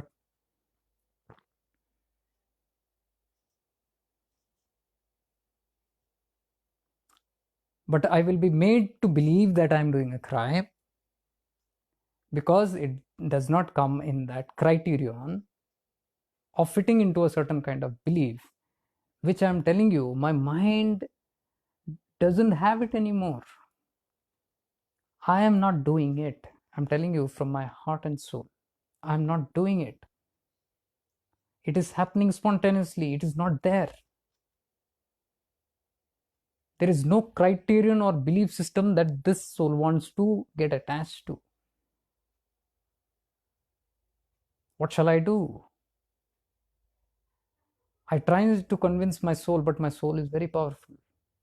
Everybody's soul is powerful. Even your soul is powerful. You'll see it one day. If you attune more with your soul, that will become powerful. If you attune more with the ego consciousness, you are going drifting away from the soul, then the false I will become more stronger. Try doing it. You meditate on the self. आपको ध्याओ, आपको बचो. This is what the master said. Meditate on yourself. Self is what? The soul. When you keep meditating on yourself, not on exterior things, because if you focus on exterior things, you become something else. If you focus on an ideology, you become that. You do trata continuously on an elephant, you'll start getting the strength of an elephant. And God knows, if the elephant has some cunningness, that cunningness also will be a part of it, because that is the law of nature. What you focus on comes to you, it happens to you. So if you say, my religion, only this, then what will happen is that will multiply as a very profound and strong effect as the truth. And rest all will be nullified, and rest all will be seen as very inferior. And then what has happened is the ego has grown there. That is not the self. That is why the master said, Aapko dhyao, because when you go and meditate inside on yourself, which is very pure, which goes to the soul, and what I'm talking right now, the duality, non-dualities, the shunya, the infinity, the nothingness that comes, the oneness that comes, the oneness or nothingness, both are same. Both happens from that experience when you meditate on the self. This is what all the great mystics have told. This is what even our Sanatana has told. I have not seen a master who has never spoken these words, meditate on yourself. No master. Every master, at least some or the other point, will tell. Maybe they don't tell it very frequently because people are not ready for it. Are you getting it? That's a difference. And people are not ready for it yet. It's very difficult to tell them what is self. What is self? Aapko dhyao, aapko. Suppose somebody is a very orthodox person who has a certain belief and a certain very strong factor outside, which is believing and praying and completely attached to that. It's an attachment. If you tell that person, meditate on yourself, they'll say, what nonsense. What is this? Self. That is myself. That is my everything. Okay, fine. You do that.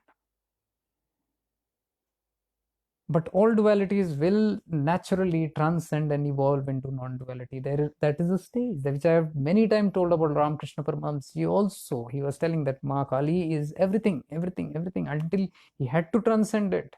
One day, you read the Gospel of Ramakrishna and he only says it once. I know this is not the final thing, Mother. Whenever he calls Mother, he used to come like this. That's not false. Duality does happen. What you call with that kind of a purity level, it comes, it manifests. No doubt about it, no doubt. Whichever Ishta you belong to, it all exists. Whichever is Ishta, deity, whatever you call it, it all exists as energy form. Certainly. Energy, if it is existing, definitely there is a physical manifestation to it automatically. It depends on the strength of the puller. If somebody can strongly invoke that energy, it has the tendency, it all depends on the person. That is how Ramakrishna Paramahamsa used to manifest Mother Kali in front of. But still, despite that duality, he knew and he said, I know, Mother, this is not the final thing. I have not yet achieved the final, he said. What was the final? He said, until I become you, you become me. Oneness.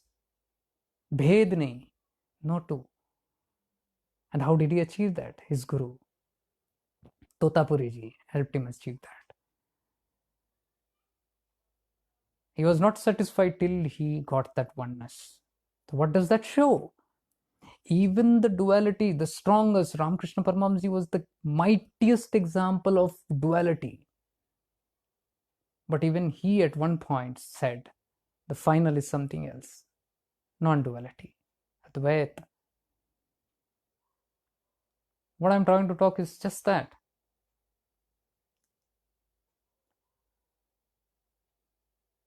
So what wrong am I doing? You will never be able to convince me there is anything wrong in it. If it is wrong, please, please, I'm open to conversations. Please open up and tell me what is it that I'm wrong. We'll have a debate itself, no problem. But I wish to not shed it, put it just under the carpet, just because I want to fall into some beliefs or adorn some kind of a belief that somebody else is following. I'm saying I don't respect any belief system on this earth, any systems. Naman hai. Bow down to that, because every system has got its own authenticity and own power. Every system.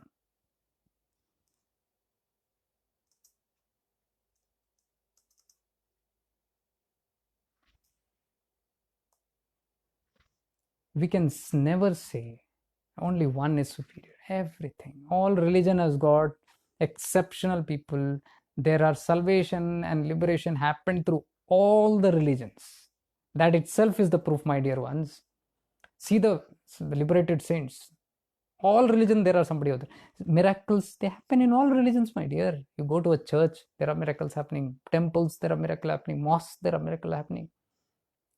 Gurdwara, you go, there are so many miracles happening. What does that prove? That it's happening because it's the same thing functioning in different ways. What does that show? Any way that you follow does happen. That is why when a master gets self-realization, he has had a certain kind of experience, and that experience he's sharing with the world. Are you getting it? Which is true in that experience, they share it. This is how multiple masters on the earth are all telling, and all are telling the ultimate truth. They've seen it in different way. They have experienced the same truth in different way. Now they're telling people. And okay to follow and understand them, because you like attracts like, because on your own tastes and interests, similar kind, you will be attracted to such a master. And you will follow that path and take it as an example and follow it until one stage. That's what I'm trying to tell you. After that stage, you'll know that boom, everything is one. Now, who has taken it to you? Even right now, what I'm saying, that everything is one, everything is one. I'm not for one, for everything, respecting everything, oneness. Who has given me that experience? My master, to whom I'm grateful. That is why it is said that if God and Guru comes together, whom will you bow for first? They say the Guru should be bowed down, will be bowed down to first. Why? Because God I've not seen, but it is the Guru who introduced you to God. What is God? Nothingness, infinity. He is the one who made me realize that, understand that. So my naman is always to my Guru first. Through him that experience comes. But I'm telling you, after a certain time, things change. How much ever I try, things are taken out. So when the root goes, there is no tree there. And what happens? How the root goes? Because the land which was there, where all the lifetime we have been plowing so many things, because it's a fertile land. Anything you put in that, it sprouts. Anything. Any Tom, Dick and Harry comes and puts one belief into you, you'll sprout that into a tree and you'll eat the fruits of it. This is how it has been going for all the lifetime. But through your tapas and sadhana, the land becomes infertile. The land becomes infertile, believe me. When the land becomes infertile, you cannot put any more seeds into it. Even if you put, it will not sprout. Even if you put any seeds, it's not sprout because the land has become infertile.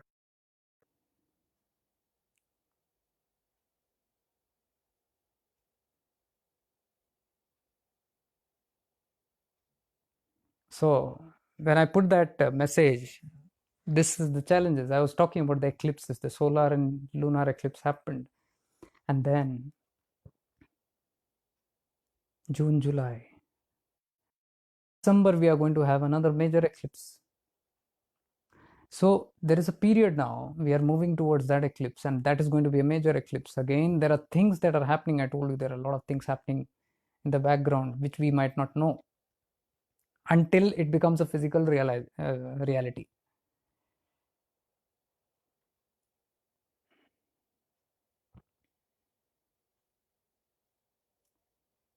So what I'm trying to say is, in December, that's major. Between this, there are a lot of things that's going to happen. Doomness, darkness, it's all the things that are spilling out of the mass consciousness and our own consciousness also, because Manthan is happening here also. A lot of things are coming up. It will continue. If you don't believe, this is a very natural thing that I'm saying. This is not a prediction or something that I'm sitting and forecasting the future. It's a very natural tendency when you're in. Okay, there are some disconnections happening, but I am continuing it. I'm just holding on for a while.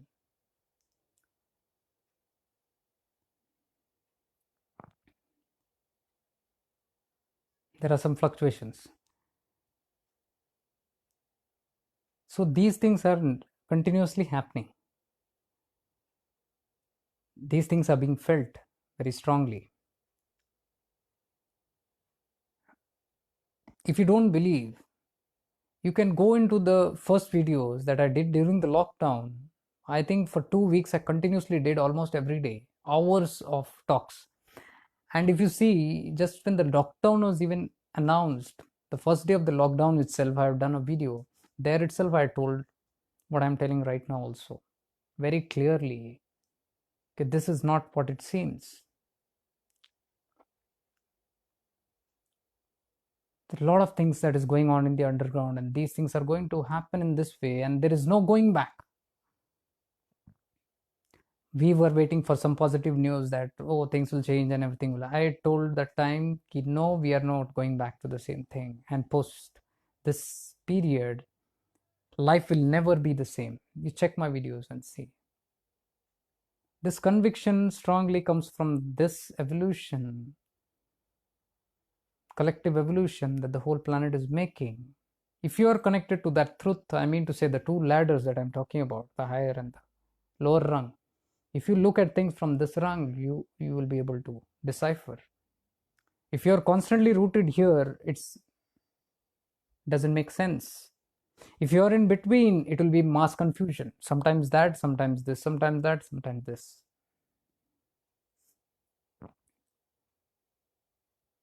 So these changes are continuing and it will continue. That is why the efforts I made, and I put it very scientifically and logically for logical people, for analytical minds, about how the Schumann resonance is working. It's on my website, shiftingintoawareness.com. Go there and see all the latest posts I've put on that only. What's exactly happening and how it is impacting our consciousness and our brain waves also, the way we think.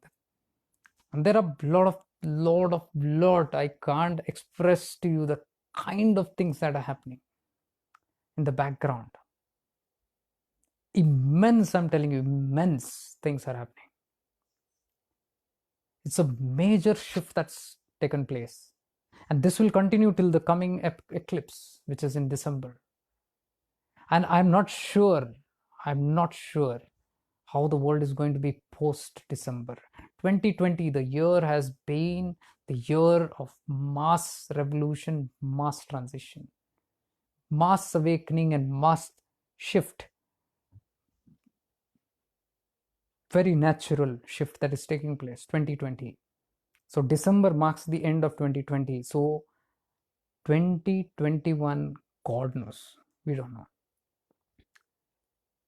because nobody can accurately predict what's exactly going to be the situation in by the time we end this year. Major things are happening till that solar eclipse, because I told you during the eclipse only these things happen.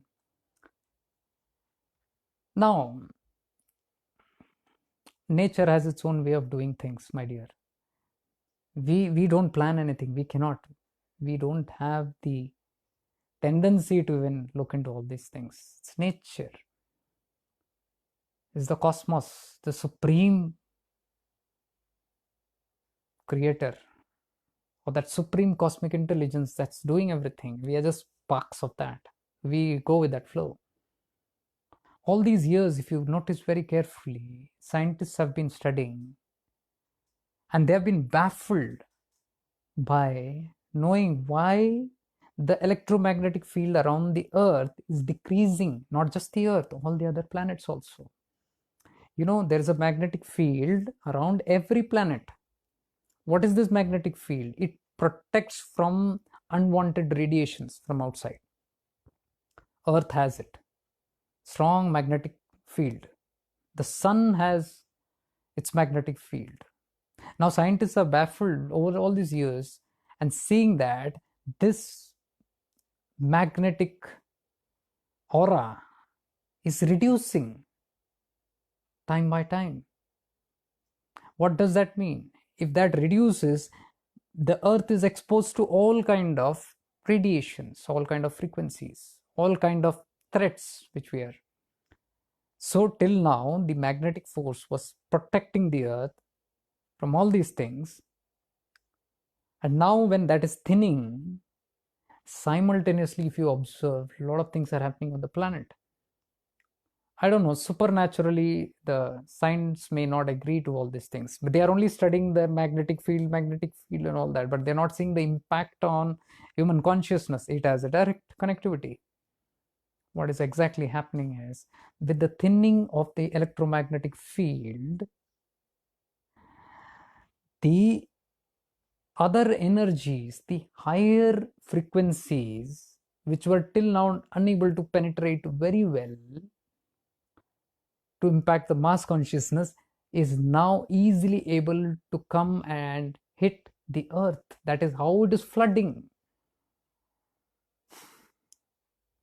And when it comes and hits the higher frequencies, what will happen? Mass evolution. Till now, it was not happening. Now it is impacting each and every soul directly. Are you getting it? Till now, the earth had many hubs, religions, organizations, even the gurus, paramparas, lineages, all these were there, fixed. This was by natural template, natural design only, that it began a century back or centuries back. When it was crude consciousness, some hubs began in the form of religion, in the form of organizations, in the form of different communities. Slowly, slowly, they developed in hubs. And there were main people who were enlightened beings, like the Buddha came, the Jesus came, the Prophet came, Muhammad. You know, they all came from the same cosmos.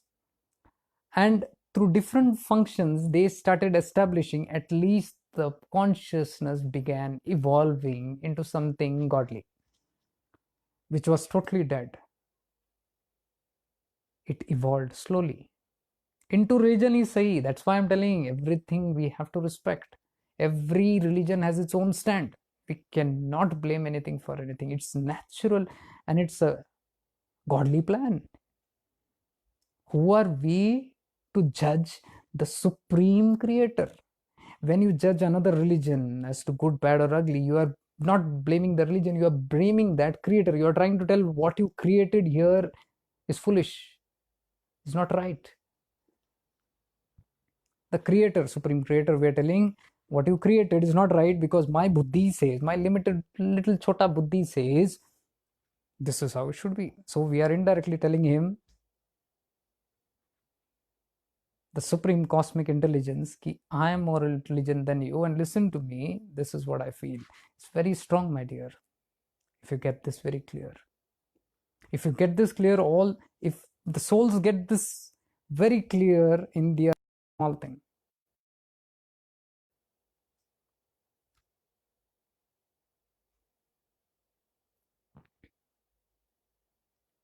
मैं मेरा हमारा, it's all limited, still limited.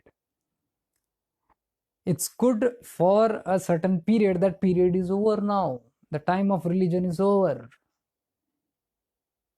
That doesn't make religions invalid. Get it? That was the first stepping ladder of collective consciousness through different religions, through who came, different evolved beings came in different languages, in whichever way people could understand, like-minded attracted to like, and they believed a certain things. Out of belief only certain things started happening, and it happened for good. When the mass consciousness started evolving through their religion, because every religion teaches only good, it is only when people peep out of the window into some other religion or something else, then the trouble begins. If they are just minding their own business, nothing will happen. Everybody minds their own business, nothing will happen. It is only when you look out of the window, problems come. And what is the window showing? What is inside me? Nothing is outside. According to my glasses, the colored glasses, I see the world. And then I start judging, this is good or bad. So, if all these religions were important, right now their work is done. It has triggered to a certain level. Now, as I told you, it starts with duality and ends with non-duality, like Ramakrishna Paramahamsa has said. He could not have directly gone to the mother. He needed an idol. When he had a level, then he could find it and evolve beyond and achieve what is beyond. Same way, collective consciousness, it needed duality, it needed systems in place. But now the time has come where it has evolved to a certain level where it is no more needed. Now a step further. What is the step further? Leave this ladder rung mother with the sword. First he refused, saying, how can I cut my mother? Then he realized, without cutting that, how am I going to let go of it? Cutting means letting go of that, destroying that belief which is there, strong conditioning. And when he did that, only he could evolve. If he said, no, that I want that also, it would have not been possible. And he knew it is not possible. So he had to go beyond that. And when he realized that, and he said, mother is here only, now why do I need a form? I don't need it. He shed it. That means the step has come up here, both the legs in one, established in this truth of oneness. Then this idol is not needed. Feet is established very well in that. So the collective consciousness is moving right now towards that. It is lifting this leg from this religions and communities and castes and cultures and traditions and beliefs, and it is going loose and nobody can hold it. It is not, I'm telling you, I'm repeating, it is not one or two persons' ideas. It is not my ideology that I'm sitting and telling this is my belief. It's not a belief, it's the natural happening that's happening. Just open your eyes, probably your third eyes, and see. Third eye, I mean your intuitions. You'll see a lot of things that are happening. Perhaps we are not seeing it because we are bound by our belief systems. We don't want to see it. And I said to you, if you don't want to see it, you cannot lift this foot. This will create more of chaos in you. So when the belief system, that is why, my dear, all these systems are collapsing. All the old belief systems, anything that is man-made, control-based, more on selfishness, on me, mine, ego-based, for myself, all for me, not for others. If it is not selfless, if it is not unconditional, it is going to shatter. This is what I meant by that post when I said greed and attachment. Work on it means I meant this: greed is the desire. Greed and attachment are the two major challenges that are going to be challenged in these coming months. Whether you listen to me or not, whether you believe me or not, whether I say it or not, or somebody else say it or not, it's going to happen. If not, wait and see. Because there is no evolution we have to understand without letting go of these lower qualities. On one side, we want to grow. We say we want to evolve. On the other side, we say no, don't want to let go. It's like I want the Murti also, I want the oneness also. It will not happen. Murti is, there is something outside of you. There are two. So, and I told you, there is nothing like, a new world is coming and everything is going to collapse and new. It may happen, we don't know. But simultaneously, the two worlds have now drifted and it is being created. As I told you, two games are right now being played. There are fourth dimension, there are fifth dimension, there are sixth dimension, and higher also. All these dimensions are existing in this. One is the set of higher dimension, one is the set of lower dimension. Both are existing on planet Earth and both are together playing the game. How's that? You experience on whichever side you are on. As simple as that. And this will happen till this thin, this lower, thin. And thinning means what? Energy cannot be created, neither be destroyed. This cannot just poof go off. It can be transmuted. How the transmutation happens? How did people in these higher levels come in? They were once here. They got transmuted, transformed into this. They didn't appear out of nowhere. They were in the ladder. So they have come here today.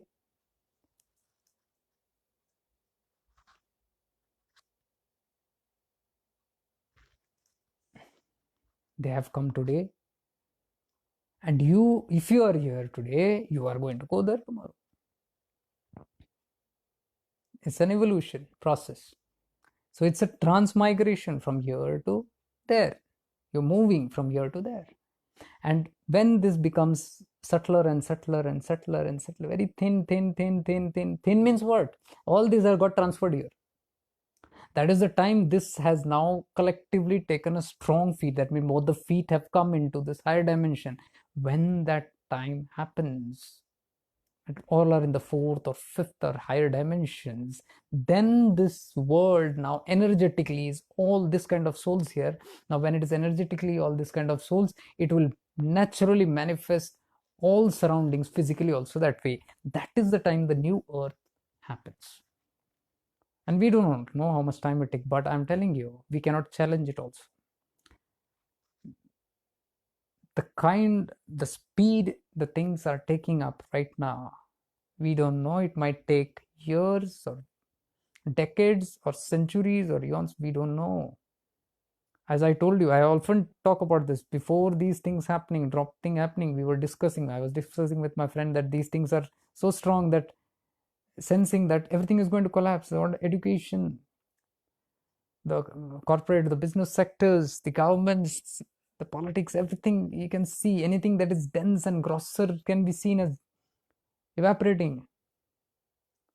So my friend said, how can it? It's not possible. Because why it is not possible? You if you see it from the lower density, if you see it from this glasses, it doesn't make sense. You can say, the world is functioning so beautifully. The governments are running. Everything is running. The flights are moving. Trains are moving. So many people commuting every day up and down. Businesses, everything is filled up. Then there is so much of money thing involved, and everybody is so rooted in everything. The Maya Nagari, so strongly rooted. And how can this collapse here? Education. What will happen if you education now? It was impossible to even think of it. But I'm telling you, 2 to 3 months, that impossible became the possible. Are you getting what I'm saying? It's Mother Nature, Supreme Consciousness, Cosmic Intelligence. It can do anything. We cannot challenge it. We feel we can challenge it because we are here, and we don't let go because of that cunningness that comes from the ego consciousness, individual I consciousness. There is still a lot of efforts being done to hold on to the densities and to prove that no, I'm not going to let go of this old paradigm. I'm going to still be rooted in diversity and judgmentalisms and superiority, and I am best, mine is best, ours best. I'm going to fight it out. Fight it out. You'll become a martyr.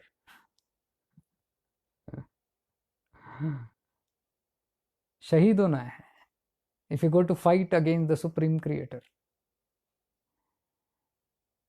One is that choice, or one is we go with the flow. We don't know. I'm telling you, we don't know exactly where it is taking, how it is taking. But if you trust in the process and go with it and catch on with higher properties of evolution, it becomes easier to see the whole picture. So that is the reason I'm saying speak, share the love and light, the divine love and light. It comes in these forms. Maybe not the same thing. I'm not saying go and preach this same thing. It will not happen. If you try to preach this, it will not happen. Because if you capture what I'm saying logically and try to read it out to someone or tell it out to someone, you're going to be very badly disappointed, I'm telling you. But if you establish these things in your soul, experience it firsthand, talk with perception, then you will talk with conviction. And when you talk with conviction, it will appeal because it's the energies, it's the consciousness that speaks. So this cannot be meddled with. This is something that cannot be meddled with. This cannot be something that can be manipulated. It's a very natural thing. So in whatever way it expresses, I'm saying, do not hesitate to express your light in whatever way. Even let it be, let's say you are belonging to a religion and you have very strong affinity towards that religion, follow the tattva, share the love and divinity of that religion to everyone, but do not say this is the only thing. You share it with those who want to hear, because I told you, like-minded, like it's a collective thing that people are getting. At least the people who are still not connected to that are somewhere in a little lower and they're seeking for a higher growth. So probably this appeals to them, whatever religion or practice that you have or the community that you follow, it appeals to them. Respect that, give them the help into that, but don't limit them into that and say that this is the only thing, and don't become like Kattarpanthi, this Kattar nahi banna. Then you say that no, you cannot run away from me or I'll shoot you. You belong to this now. Do not enslave anyone, because that is like enslaving him. The master once said, the biggest sin is to enslave anybody in any way, whichever community you belong to, whichever faith, whichever belief, whichever religion, whatever practices you do, whichever masters that you all belong to, praise that. Whoever comes to you and whoever is approachable, do that, because that is the need of the hour. Whatever you know, you are giving. Whatever you are good at, what you can share at, do that, because you will be helping. Everything is important, but do not judge yourself as better or somebody else as inferior, or this is good, this never. Help give everyone the right to their freedom to choose whatever they want. Today also people come to me and say, which path should I follow? Because they ask me this question, because everywhere they come. Or which master should they follow? I never say go to my master. I never say go and follow a particular belief or a particular community. I will never say that. I will just ask, what is your interest? And I will try to find out what is the quality that they have interested, because they have approached and come to me for some reason. Something has pulled in, so I try to find what is that something that you're seeking, what is that you want, what the master says tum chahte kya ho. And when that person reveals it, I will direct them accordingly, according to your belief and system. This is better for you, go do that, check it out. I will not say go do that, check it out. If you are pleased, if you're happy with it, if you're contented with it, it will work for you, sure shot. That is how it has worked all these years. So there is no superiority, there is no judgment as to whichever. Everybody is wanted, everybody is needed. I would say this is the high time, peak time right now for even all the religions to come together. Not just that, all the spiritual masters also to come together. It will be a new daring act. I don't know, even to say this, do it is another. Even to say this, that all the spiritual masters also should come together. Such a explosion of consciousness will happen, and such a beautiful in unity will happen. The one world that will happen. Never underestimate anything, because I'm saying I was always mocked. What kind of ideas you have? I told you about this only before, pre-corona only. When I was saying this, it was like, what nonsense. But I'm saying it happened. Anything is possible. So all these ideology is just towards that, what is in my perception where the world is heading to. I don't know when, but it is surely heading towards that direction. And what we are doing before we go, before we shed this mortal bodies, do something and go that is worthwhile, which the cosmos wants to do. It's a blessed feeling to be able to do something, because that doing also is not like I'm applying. There is no nothing called. That is why I put another post yesterday or day before yesterday, that do not allow anybody to judge your worthiness and tell you how much worthy you are of your master, of your path, of your divinity, of God. No one tell you even subtly, okay, no, you cannot do this. You are not right. You still need to work on it. I see a lot of judgments happening on the posts here. You're not ready yet. Who are we to judge and tell somebody who is ready and not ready? We have no right to tell anybody who's ready and not ready. When that creator does not judge and is giving everybody an equal opportunity to grow, and that person is giving, that intelligence is giving that person an opportunity to grow, and that growth, he jumps on to somebody looking at me for some hope. That person has given that chance. That person comes to me and I say, no, you're not ready. Imagine the nonsense that we are doing. Imagine the guts that we have to do that. How can we judge anybody? How can we say who's worthy and not worthy? There are people who tell me directly or indirectly, grossly or subtly, plain words or in sarcasm, ki how what I am doing is not right, or how I should be doing right. It comes from judgments, because somebody has judged on what? Because they have a belief that this is how it should work and this is the only way it should work. I respect. Definitely it has worked. I don't say it will not work, but I'm telling, nobody has a right to tell each other you are good for nothing or you are good for everything. You are worthy, not worthy. How much worthy? You're not yet ready to go to the master for this. You're not ready to go and meet an Avduta. Who are we to tell? The other day, somebody asked me, And she's an artist. She's a professional singer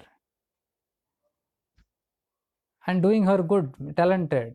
She's a very good singer, and she's a kind of celebrity in her own world, in her own genre of music. She asked me the other day, in my inbox it came, that I want to meet this Avadhuta Siddhappa of Tattekere, which I've met many times. I've put posts on it. Probably she saw an old post and she said, I want to meet this person.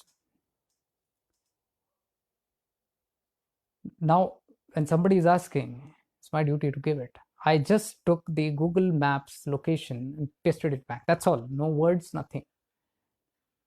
Though the text was little there, that whatever reason there's that, and she even asked me, you tell me, should I go there, and tell me your experiences and what all blah blah blah. I didn't say anything. I just put the location, Google location map. Then another question came, which place is this? I didn't reply anything. Which place is this? You open the Google map, it's very clear there. Because there is nothing left to ask or tell there. Now see, there is a desire to go and meet an Avadhut who is at such a great stature there. It's not easy to go and meet and such a person who's like a madman, who you don't know what they're going to do the next moment to you. Very crude people. Crude. I didn't say cruel. Crude. Straight, raw. He's sitting there. And in very lowly kind of a place, in dirt and langot. So the person, why I'm putting this is, the person says, I want to meet this, and then asks a question, tell me, should I go and meet? Now, what kind of a contrast is that? First you say, I want to meet, and then somebody is asking me for validation now, should I go and meet? What is that person indirectly asking? Am I worthy enough to go there? Are you getting my point? So there is a self-doubt. So it is like you are asking another person, now you tell me how much I am worthy to go and meet an Avadhut. Who am I to tell you how worthy you are or not?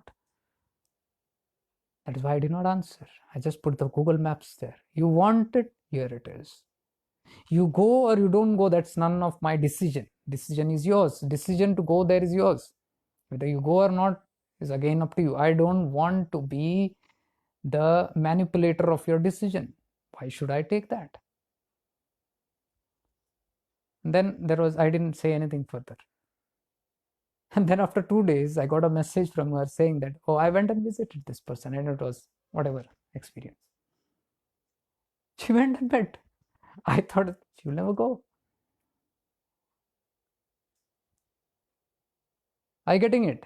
So now if I would have judged on somebody, no, you go there now, this time is there, it's not right time now, you go it later, that person doesn't like, or you ask and go, or you pray and go, who am I to judge and tell somebody else's worthiness, to evaluate somebody? I said, you have evaluated yourself, you have found yourself worthy. That is why that inner desire came to go and meet. And you have come to me asking for guidance. My work is to only guide you. That's all. Not decide for you. Are you seeing the difference? So when somebody comes to me for anything, why will we judge? We should not judge anybody. Whoever comes to us, guide them to what is best for them. You feel what is best for them without being non-judgmental about anything or discriminative about anything or having a pretension about something else. Decision is not ours. Decision they should always make. Everybody is responsible for their own life. They should take decisions. There are many people who write here again, even email me on my emails here, asking for guidance. And if that guidance is telling that, I don't know, you decide for me, I close the topic. I say that is none of my business. We are not sitting here for predictions. Understand this. Guidance means what? Why am I telling you this? Because this is Jyotsya Jyochra. If anybody comes to you seeking for guidance, educate them in their own way, but don't decide for them. Because when you decide, that is thopana, your ideas, your beliefs on them, and you are responsible for that consequences.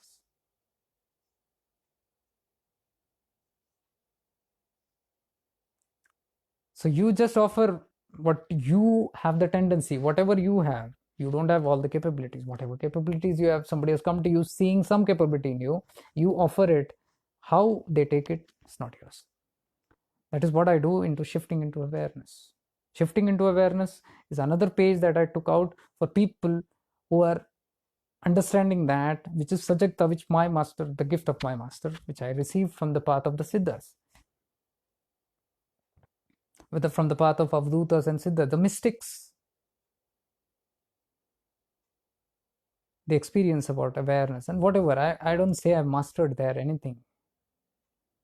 With due apologies if I made you feel anywhere in that way. No, I'm not a master or teacher or a preacher. I always make this. I'm a seeker. And I told you, I have no time to wait till I become something and then tell you, because right now the world is activated. I told you the electromagnetic field is becoming subtler and subtler, and the cosmic energies are entering. Science is seeing that electromagnetic aura of all the planets, all the celestial planets are reducing, and they are seeing it as a threat. It is not a threat, it is new changes that is coming in. Just like this scenario is seen as a threat, it's not a threat, it is a gateway to a new opening. It is not easy because there are a lot of lower stuff that needs to go, and that is the reason why these things are happening. So when the electromagnetic field is becoming thinner, the cosmic energies are easily penetrating now, and it is affecting everybody. What did I say first? First, there were hubs, there were groups, there were religions, there were multiple organizations, where the hubs were created, because that is how it started. In the start, everybody will not be able to take the light. So those who had evolved had that opportunity to be fulfilled by that light and then spread it down to the others. Like all the great masters who came and went continuously were these people who were evolved, and very rare evolution was there at that time. But over a period of time, jot se jot jagao, jot se jot jagao, jot se jot jagao, the lamp got spread and the light got spread, and slowly it started evolving the souls. And to a certain extent, when the souls evolved, it started naturally attracting that eagerness to evolve further. That manifested into this creation from the universe, that the layer started thinning, and cosmic energies see the power of human manifestation. The evolution, the collective consciousness, what it asks for, the nature responds. Through the layers, the cosmic energies came and poured, and now it is, since decades it's happening. It's not just today, especially 2012. After that, the major shift happened when this cosmic energies banged upon the earth. It brought in all the good, bad, ugly changes, manthan, and it's continuing. So that is how it impacted the whole of evolution. I sing it. So when that happened, more consciousness began rising, and the more consciousness evolved, the more the light came in. And now what happened is, these lights, which were all tiny, tiny, tiny, tiny lamps, began growing in flame. And now these hubs were not required. Entry points, first it was like groups and religions and all that, through which now it's not required. Now it is directly impacting on every individual consciousness. And when that is settling into every individual consciousness, that is why religions are fading out. It is thinning out, the religions. It is not because it's bad or wrong, nothing. The time is done with. What it came to serve, the purpose that it came to serve, was served.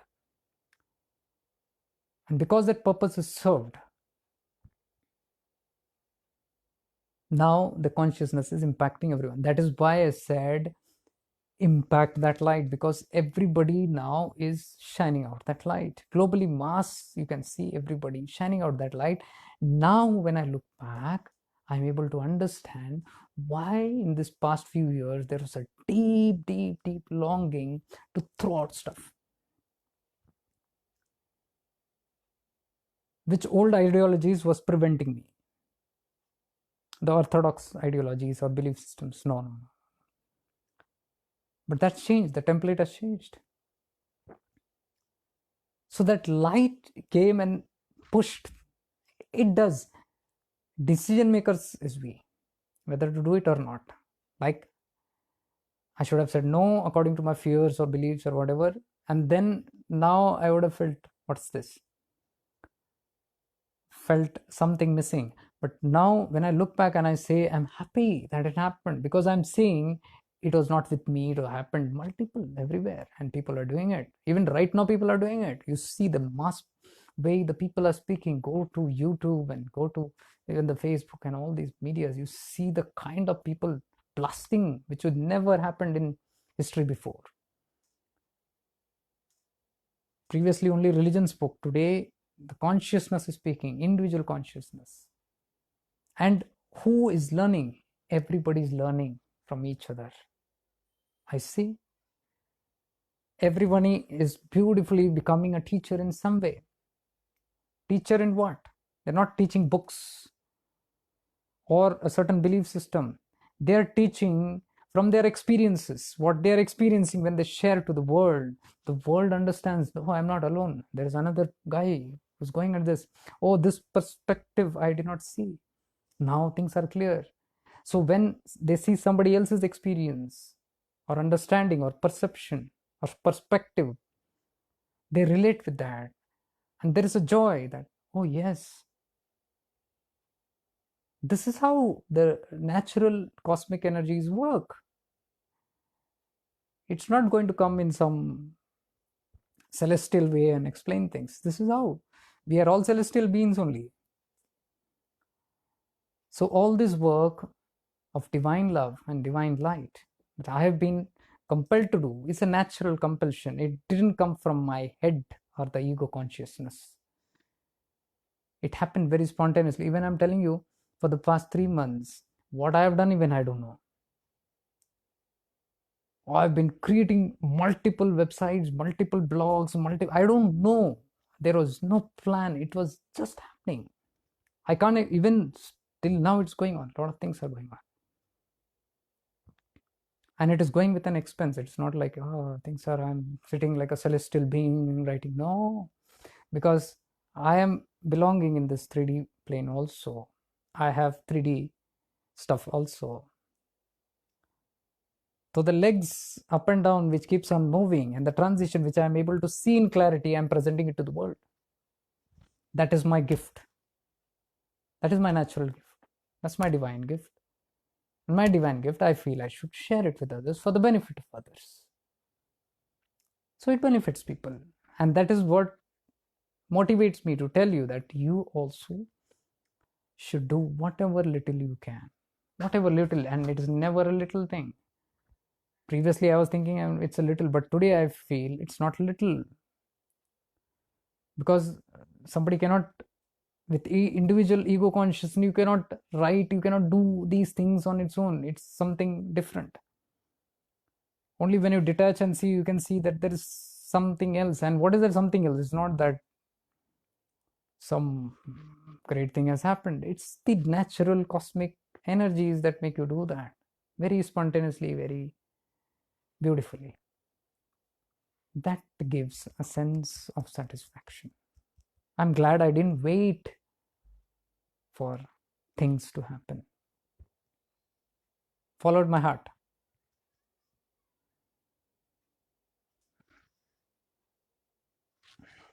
So what is all the things that happen to us, like religions or masters? This is our own craving. It is our own longing. Response. If I say I need a teacher, teacher shall come. As simple as that. My life experience also, I needed a teacher desperately at that time when everything was dark. I needed, because This metaphysical world is so huge and deep. You don't know, you can get lost in it. You need a teacher. And when the deep inner longing happened, the master appeared. And I benefited from the master. He took my hands and penetrated me into that realms and exposed me to everything which is available there. Explained the tattvas beyond the physicalities, which is a third dimensional stuff. I'm glad my master did not keep me in third dimension, always glued to me, mine, me, mine. He gave me the freedom to explore my soul. He gave me the freedom. What? He taught me the freedom, how to go there. And when the dimensions opened, when the introduction into the Guru Mandalas and so many things happened, it opened new doors. At the same time, it was very crude and painful because a lot of this lower tendencies also had to go. So it was a beating that I had to take. It's not easy, especially being with a master. It's not easy because if you go on your own, it might take eons, but a master will thrash it out of you. Within a few years, he can thrash it really bad out of you. So the beatings were taken, still being taken, a lot of things. Till the grossness goes out completely, it will be there. Challenges are there, I'm telling you. I don't say I don't have challenges. I have a lot of challenges. Challenges from where? Not external, it's my own challenges.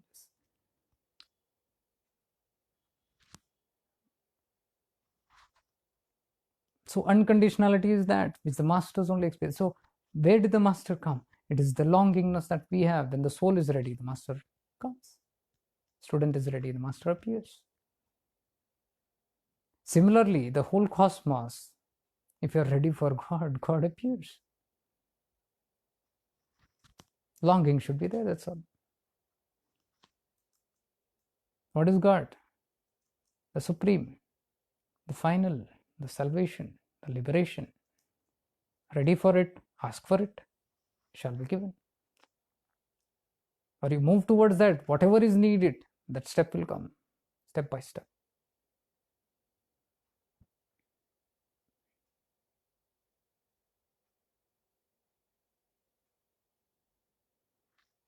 So I'm saying never judge anybody on anything. I've taken this in many ways. That is from where I'm able to share this, the judgments. Because when I am incompatible with somebody else's belief, then I become an outsider. I'm treated as an outsider. So that's why I say in spirituality also, look at the globe. The spiritualities are different types of spiritualities are going on in the whole world.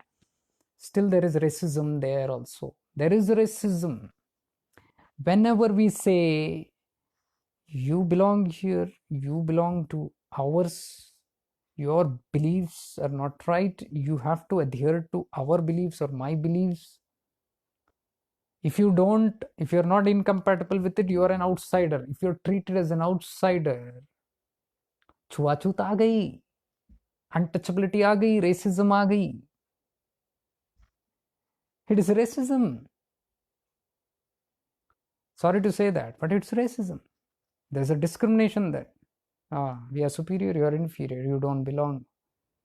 And when you don't belong, I will treat you like an outsider. You have no, you are a beggar. This is a posh restaurant. Etiquettes. Where is your dress code? Where is your etiquettes? What's your name? What's your background? Where are you from? What do you have? Based on that, you are judged immediately. You say you sit out and eat. You cannot sit here. You're not an insider, you're an outsider. You sit there and eat. Casteism has come. And where the same modern spirituality that talks against this racism, against casteism, against untouchability, In some subtle way, they are doing the same thing, unable to see.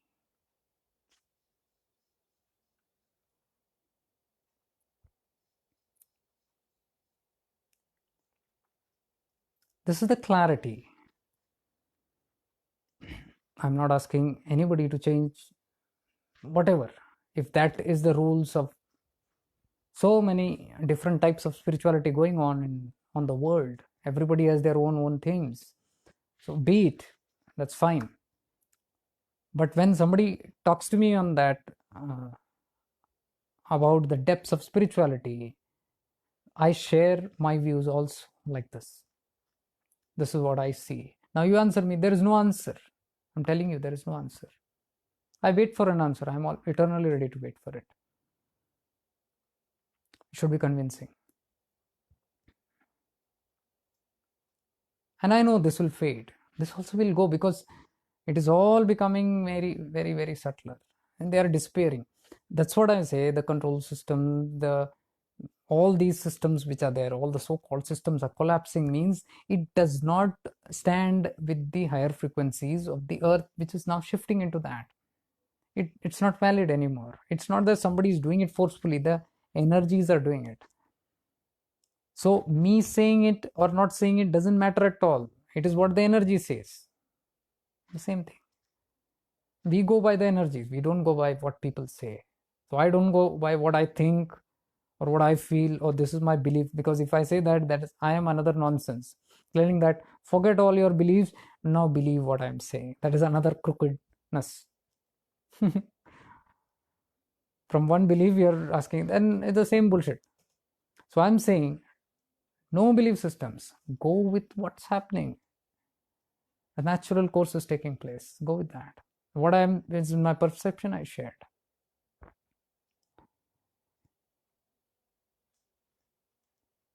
So from that no judgments only I say, I make this repeated post. Be kind. Be kind. I know we are all very well educated, we are very high spiritual, we are all very evolved beings, we are great beings, we have mastery over everything is fine. But do not judge. Do not tell anybody why you are, what you are. Now, if I see a beggar on the road, if I am a person of judgment, or am I a person of kindness, opposites. When you have no judgments, you become kind and compassionate automatically. So I say, be kind to people. You don't know what anybody is undergoing there, out there on the street. You're seeing so many long faces, you're seeing so many uh, persons who are groggy, or you feel they're negative, or they're low, or they're crying, or they're draggy, or whatever. How do you know what is going on inside their head, inside their lives? For you, you are a blessed being. You have had the privilege of not having that kind of an experience, of not having that kind of a problem that that person is having, whatever problems, gross or subtle, maybe financial issues, maybe whatever, but it only the person, just a bityan, they know. We can never know what is going on in somebody else's life. It is very easy to judge and say, hey, you are not doing that. So if I see a beggar on the road, if I'm a man of judgment, I will go and do something because I feel I'm superior. Seeing it. Two people walk, one goes and gives food, says, you eat this. But that person will say, what are you doing here? Oh, I beg here. Why don't you work? Why can't you work? हट्टे कट्टे तो हो तुम. And what is this? What is that? So you have done an act of kindness, but very judgmentally, with the force that we have judged somebody and said, how are you what you are? You are what you are because you did this. And there, imagine if you're telling that beggar the law of karma. You're talking the law of karma to that. We all know, okay, a beggar is a beggar because of the law of karma. But do we need somebody to go and judge and tell them that law of karma, this is why you are here? This is why you are on the street and begging?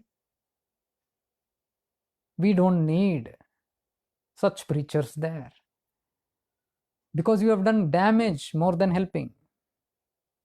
You are demoralizing somebody, you're pulling down even that somebody. You can't help, walk by.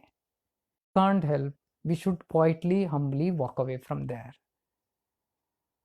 We cannot throw ourselves there, prove ourselves there, and prove that we are what we are and you are what you are. Now you need to do something to become what we are, and all that stuff, and whys and ifs and buts and all that, and then give some money and उसके कटोरे में थोड़ा पैसा डाल दो, and then feel that, oh, I've helped this person, and pass away, rather than another person who has no judgment, who comes and is just kind. He just helps you buy this food. I see all this on social media, so you can see all the kind of discriminations that happen there also. There's so much to learn from the real examples. So they just give food, they are not bothered about anything, and they say, you need anything for tomorrow? Will you be here tomorrow? They are not saying go and work. They can say, you're fit and fine, why are you begging here? Who knows what is the reason? Fit and fine is your theory, your belief, your logic. Who knows what is behind that story of that mishap? So you don't need a sarcastic person there, sarcastic and taunting and preaching good values to that. That's not a good Samaritan. That's a bad Samaritan, because you're actually doing different impact. You're giving a different impact in the name of goodness. That's all. There's a title of goodness. That's all. Most of the videos made on the internet that shows the goodness of helping are made with this intention. This is what I'm learning. I'm not pointing out what they're doing is right or wrong, but I'm learning and understanding, okay, these are the qualities. Then we link that with our own qualities and see, okay. And there is another who doesn't want to be a part of that. They're doing all the good work, but they want to promote and show the good work to the people so that it inspires others. But nowhere they are in the hero list. They are never there. They give everything. They will even keep their face covered, because that is not their intention. Their intention is there to show that act. And then they will even talk kindly. They are only kind. They'll say, when did you come here? When do you come here? Every day you're here or where? Well, who is there at home? What did you eat? Did your people eat something? They go home sometimes. They help. This is real compassion and love and kindness. Not by preaching. This is by actions. This is without judgments. They are not judging as to why, who, whatever has brought you to this level. Your own karma only, maybe this lifetime, what time. There is no time to sit here judging you. It's the time to help, because I need to help you and get going. When I do this, I can go and help somebody else.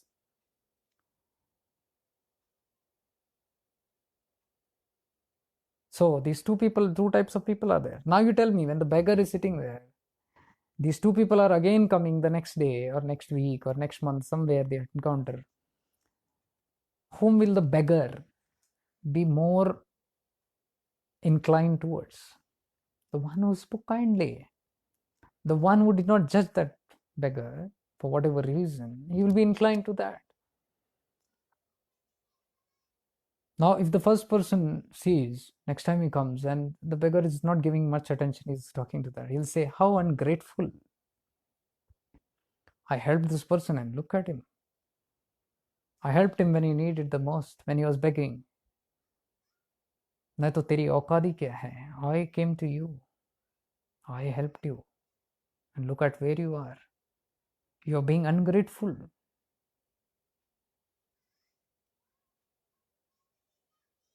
And then you either say, I will not give you any more arms. Go look into what you want to do. I don't care. Learn your lesson.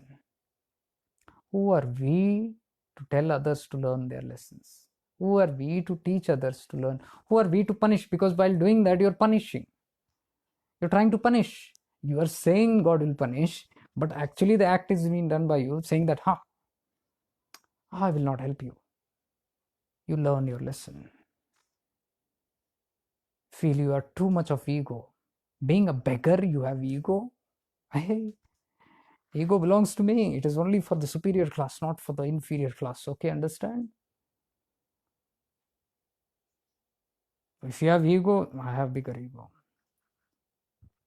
So that ego will say, you suffer. So it is indirectly trying to punish. Then the other person is not bothered into all those things. Whether you treat me nicely, whether you treat me nicely or not, because there are no conditions. The first one had a condition attached. What? I give you this, you give me respect. I give you help, you give me respect, and you listen to me, and you better listen to me, either directly or indirectly. Speech is good, intention is different, energies are different. You do that very strongly. Conditions attached. And then I'm telling everybody, look at my unconditional love. That's not conditional love. That's unconditional love hidden with lot of conditions attached. Conditions apply. Asterisk fine print is there. Then the other example is, don't mind. There's nothing to ask, nothing. Just do, give, be blissful, be happy, be who you are, whether you like me, whether you respect me, whether you listen to me, whether you don't. What is my intention? My work was, what was my divine work? Was to help you if I wanted to. Who told to help? It was my divine consciousness that gave me the godliness in me that triggered me to go and help. So it was your own decision which went. Then you cannot say that somebody else was the decision maker. I was inspired to do that. So when I'm inspired to do a divine act, I do it unconditionally. And then there is no records.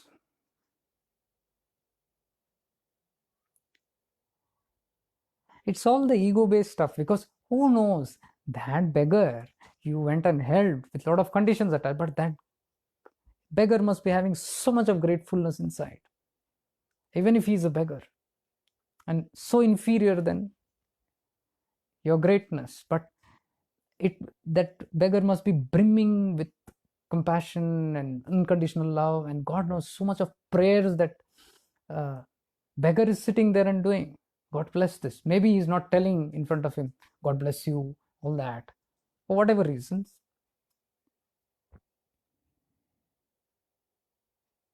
So how can we judge what is happening inside a person? We cannot judge. What looks from outside, you cannot know. We label it by what we see, and then we say, how ungrateful. You don't know whether that person was grateful or not. The action did not look clear to you. You judged it and you said ungrateful. And then you even decided on that, I'll be angered, or I don't like, or you're an outsider, or all those discrimination things and all that, blah blah blah blah blah, and all those things happen. Oh, this is a good example. These two, one beggar and two Samaritans. So I think this was a good way that something made me express in the right way of how we judge ourselves and we judge others. And then in the name of our spirituality and our teachings of our master, you can see there are so much deep layers hidden inside. Until we open these teachings very clearly to the subtlest depth, we cannot say we have learned it fully.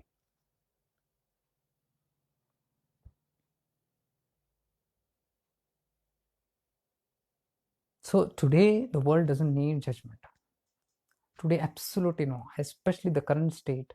Judge no one. Everybody is going through something or the other. The world is shaken up. Cosmos is shaken up. The whole population is shaken up. The whole systems are shaken up. Whole lives are shaken up. You don't know what is going on in each person's life. You don't know. You cannot underestimate. You cannot estimate. Right now we are not unable to see, because right now the changes, we are focused more on ourselves. What will happen to me, mine? We are in that. Just open the windows and look out. Windows of what? Not your house, of your soul.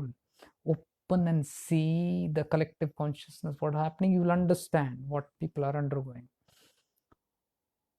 That pain will teach, pain will humble you down, mellow you down. That pain will respect your own pain.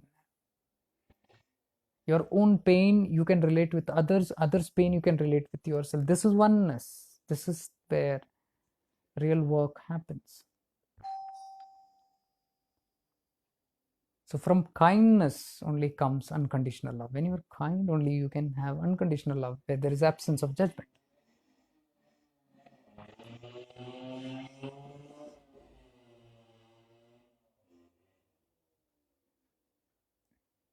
So right now what we need to do is to focus more on the new energies rather than the old energies. Old energies, all the old paradigms.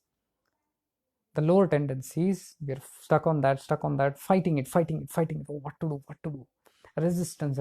Something is coming up, ugly. Oh no, I push it down. I want to fight. No, I'm not agreeing to this. It doesn't matter whether you agree or not.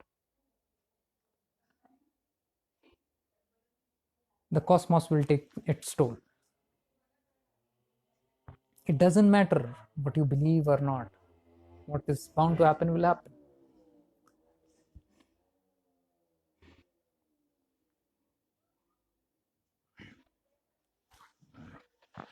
So this is what even Socrates said once.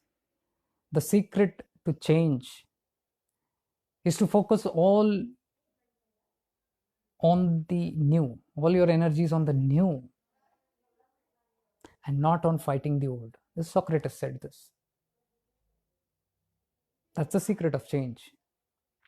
Focus on the new than the old, than fighting with the old. Right now, battling with the old is going on, even in our lives.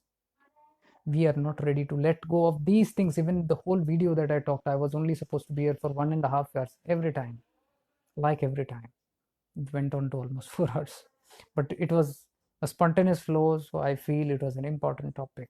This is going to be one of the good deep insights on spirituality and where we stand today and the current times and the challenges of the future.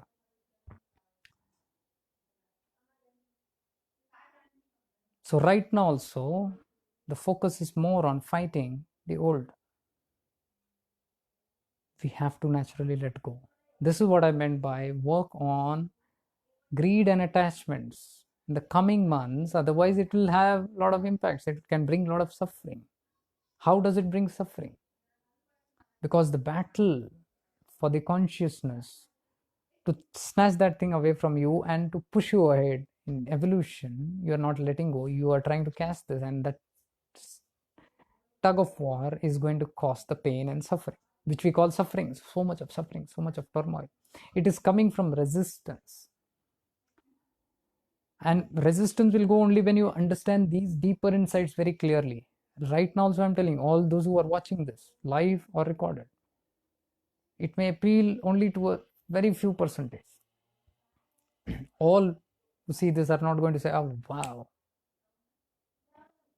It will appeal only to a few. And when it appeals to a few, only those people will be able to catch it. It's okay, my work is done. There is no target oriented salesmanship here. Somebody is giving me targets, or I have my own targets to change the thinking, whatever you are. I told you, I am shining my light, the divine love and light that is coming through me in some way. I'm not holding on to it, I'm spilling it out. And I'm encouraging all of you also to do it some or the other way. Otherwise, you're going to have a meaningless life. Because whatever you do else in life, whatever success you call, I make this, I have plans for this, I have planned for that, it is all for I and mine.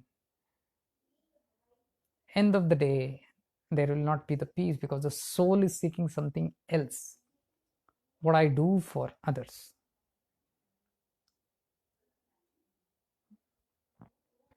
And never fall into the trap of imagining the worst to come, because that is a current phenomena that is happening right now. Many people are falling into the trap of expecting the worst outcomes to happen. We're all scenarios of worst case scenario. And when everybody is imagining that, what will happen collectively? Tatastu. So I would advise and suggest, as far as possible, become aware when that's happening and try to get yourself out of it. Times are very testing. I know it because I'm with you on this journey. And I'm facing it myself also. It is not easy. It's just not easy. Challenges and the kind of overwhelming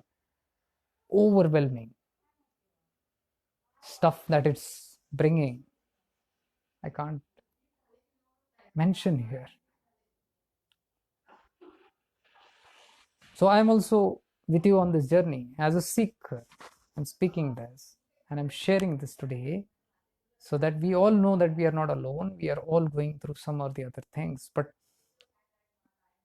blessedly, I could be able to share something in words. It's very difficult to express this in words, but I'm grateful to Almighty for clarifying this in very deepful ways. So with this, I think I said what I had to say because I had nothing different, and I made it deliberately in English because I want this to be shared on my YouTube channel for the rest of the world, because people there are more relative to the English language. Is there anything you would like to share or ask? However, again, a reminder, I'm not much into the chatting, so I'm not looking into inboxes. But if you have anything for guidance or whatever things, you can write to shiftingintoawareness@gmail.com. Shiftingintoawareness@gmail.com. I answer from there. Definitely, I see all the mails and I keep answering. And I said, take responsibility and do it. Don't ask me for predictions. Don't ask me for things like which are beyond my ability. Like one is like, you tell me what will happen to me, or you tell me what should I do. I've done this, I've done that, I've seen your this video, I tried this, I tried that. You'll, if you go into that kind of an approach where you're saying that I've done this, I've done that, I've done this, I've done that, but I cannot find a way out, you'll never find a way out. It's very difficult because the attitude is, I'm not going to do it. Everybody has to do their own work. And what I'm trying to do here in shifting into awareness, this page is always trying to put that insight into you. Even all the things that I've discussed in today's video, you have to do it. Nobody else is going to do it. How you do it is your lookout, your seriousness, your attitudes, how much you delve into it. Because I told you, laziness is one thing that will prevent people from trying it out or doing it themselves. They will do little here and there and they'll say, oh, I've spent years doing this. What years are we talking about? There are people who are spending lifetimes doing a practice and to get redeemed out of it. They have patience of lifetimes, the tapasvis, if you see. In the video of the Jiva Samadhi that I posted recently, you see there are people talking about 15 years of practice, 40 years of practice. And we say, not even 4 weeks or 4 days we do, and see this is not working, that is not working. Wrong mental attitudes. So when people write with that kind of things, I write back straight to them that I cannot help in anything in that, because whatever help we can do, we are sharing here. Never, I also add that you will never find it from anyone. Nobody will tell you exactly why you have this problem, you do this, you do that. And if there are, it has never worked. You can see it from history, you can see it from the other people's life cases. So it comes from the life cases. Study other people's lives, study, look into other people's life and see what they're doing and learn from their experiences. You'll know it doesn't happen that way.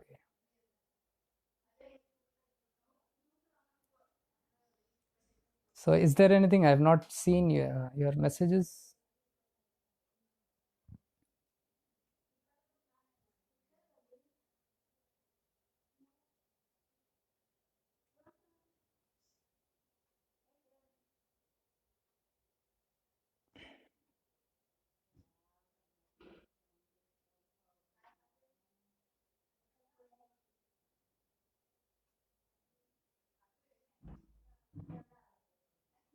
Shwetaji, you're talking about whom looked at him as idol. Are you talking about Shivananda Paramahamsarji?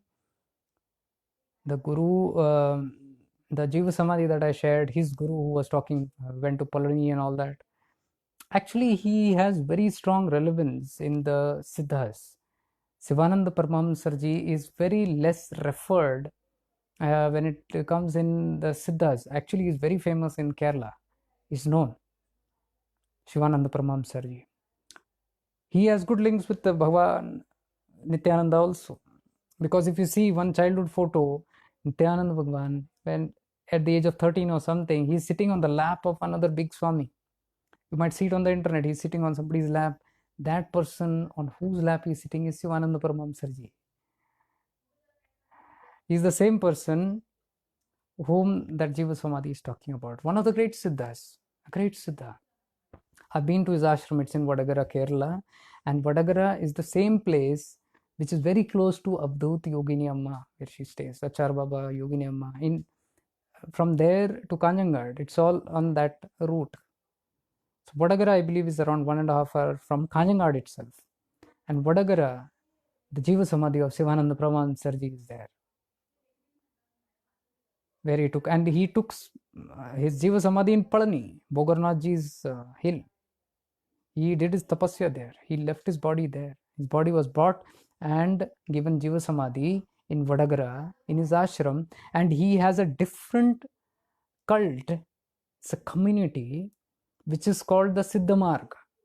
They wear the white dress, the white top and lungi and long beards, and they are brahmacharis as well as householders.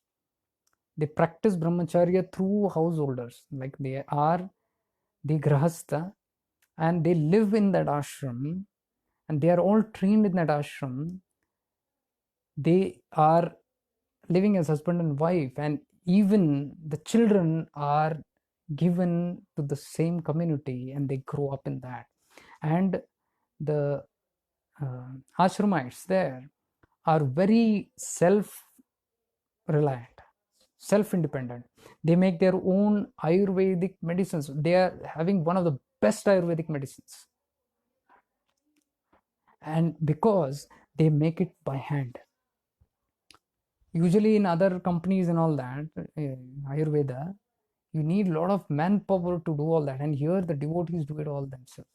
So it is hand ground and it is made with that, the people of that kind of consciousness. I don't know their websites and all that, but I'm very much knowing this because I've been to their ashram. I visited once.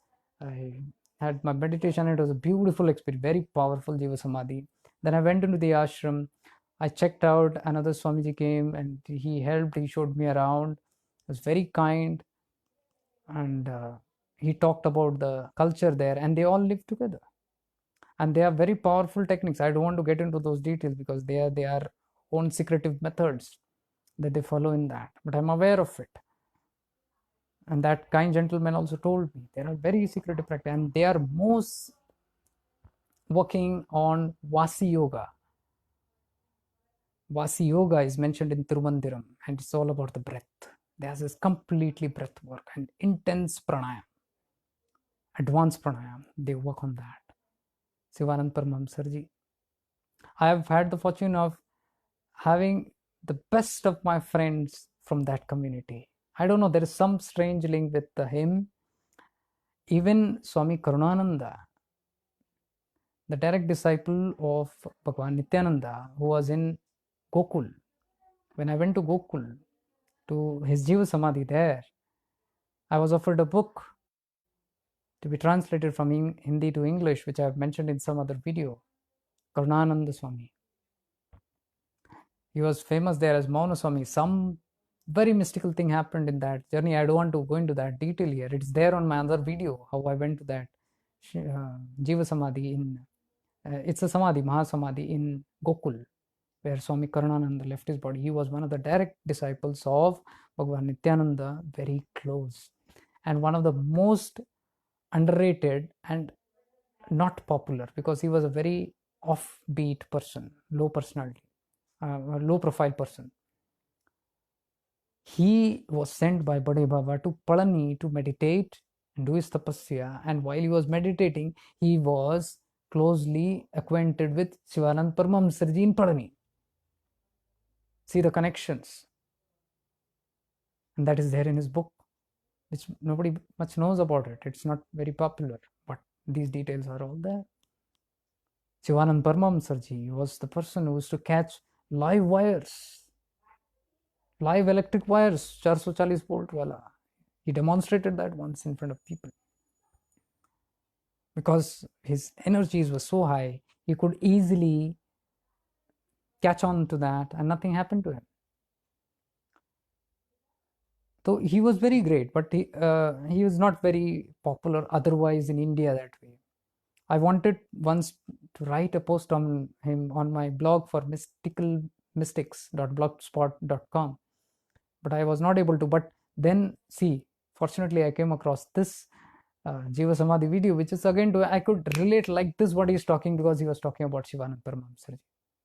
Another one thing,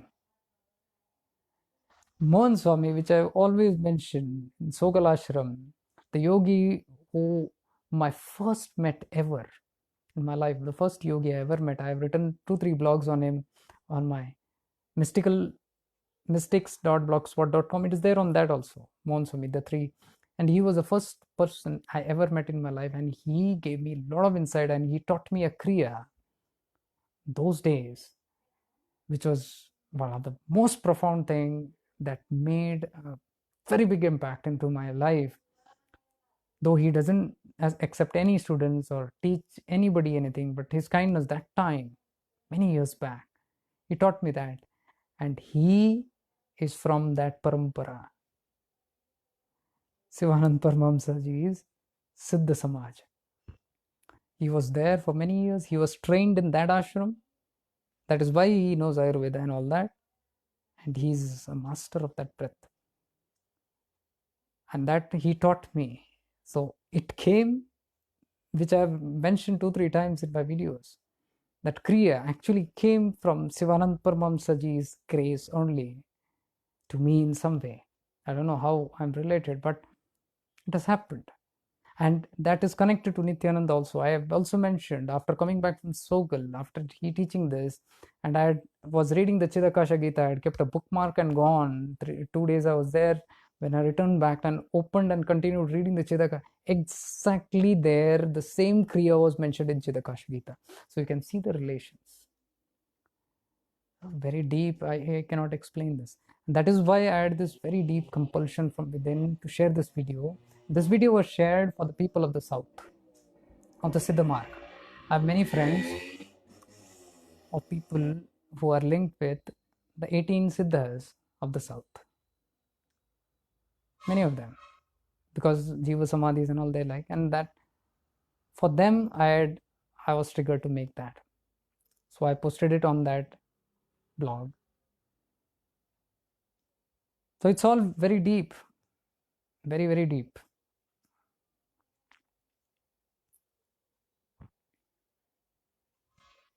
Anything else that you want to ask? Because it's time now. I think in 5 minutes I'll close this.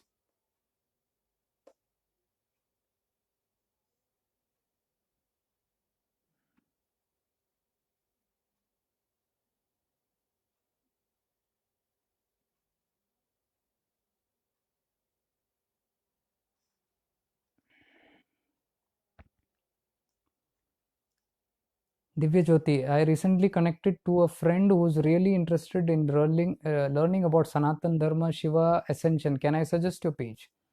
Now, if I say suggest my page, it is again a crude way of saying no, send that person to what I am trying to say here. The discrimination is yours. I will never make decisions for. If you ask me such questions, I cannot make any decisions. If you believe you as certain, it's your friend. If you feel that it will help, just because you are liking this space or you like my videos, does not necessarily mean that is what that person wants. Understand? And if you feel if it is related, you do it. If it is not related, if you find something else that is related to that, do it. So I will not tell you also where to link that person. That's your discrimination.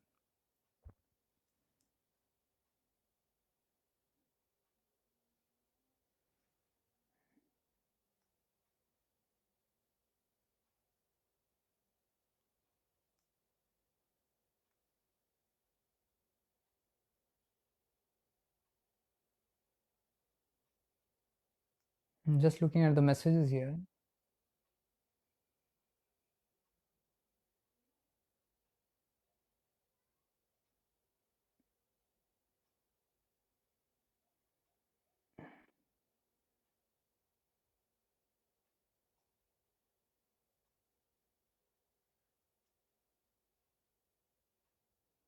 I didn't understand.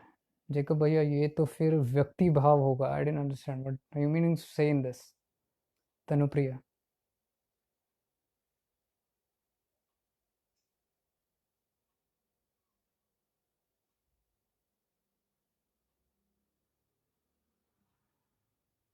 Yes, somebody asked me today again about somebody who's very sick and needing help in some way, and that person feels very connected to that person, and she wants that person to recover. It's like a father figure and gain health. What I'm trying to say is the question was asked to me, guide, what should I do? All we can do for others is always pray for their ascension, pray for their well-being. But again, I'm telling you, we are not responsible for the results. Now you might say that I want this person to be well. We all want everybody to be well. There is none of us who will say that I don't want anybody to become better. We all want to. So with that intention only we are doing. We are praying for that, or but I'm telling you the results are not in our hand. Everything around us is temporary. Again, I'm reminding you. What we can do is do our best, what is in our capacity, but we are not gods. Never try to act God. Because when you say, I am going to decide the lifespan of somebody or the destiny of someone else, that's a wrong kind of a notion. What I am trying to do is, I will try to help in whatever way I can because I'm concerned. Love, concern is there. But I'm telling you, true unconditional love comes from a sense of detachment. That's what I was trying to tell in my post, greed and attachment. Attachment is also to these things. Attachment even to a certain result. It should happen this way. It will give us suffering because everything does not go according to what we like. And you must have seen. We are creators of our own destiny, that's fine, but we are not creators of others' destiny. We are not directly involved in anybody's life like that. So we pray, we do everything, we send good loving energies, we assist in whatever way, maybe financially, or maybe with good words, good energies, good vibes, motivation, inspiration, and so many things, in whichever way we can. But that's all. After that, we don't know. We accept the results, whatever is that. That is one way to do in this kind of a time where there are multiple challenges happening in this world. If you just go into the social media, you'll be bogged down by everything, the things that are happening. Right now is the time when all the ugly and dirtiest things will come out. Everything that has been hidden in society and nature till now, which was lying very low, is going to surface, and that is what you're seeing right now. Everything is surfacing to be dissolved. So while that transition process is happening in the world, don't put your hand into it. I mean, it's your choice, but if you don't like to get caught up in that, that's why avoid too much of social media at this time. A lot of things that will happen, and you need not still be updated by all the news that is happening. I'm telling you, I used to tell this from before also, even right now. You do it, you be updated, but don't get too mucky into that. It will drag you down, it will demotivate you, it will disappoint you, it can take you further down into that loophole, because then you'll believing that everything is collapsing. Everything is definitely collapsing, my dear. Everything that we built up is collapsing. We cannot help it. Fear too much will come only when we feel that it should not have collapsed, because that was giving us a sense of comfort and security, and that is going away now. So my security and my comfort has been challenged. That is why I'm feeling that. So go within and see what is that is triggering, rather than being triggered by what's happening outside. I would recommend not go too much, because I saw 2 3 times I got pulled into that, and it affected my god, it affects your energy.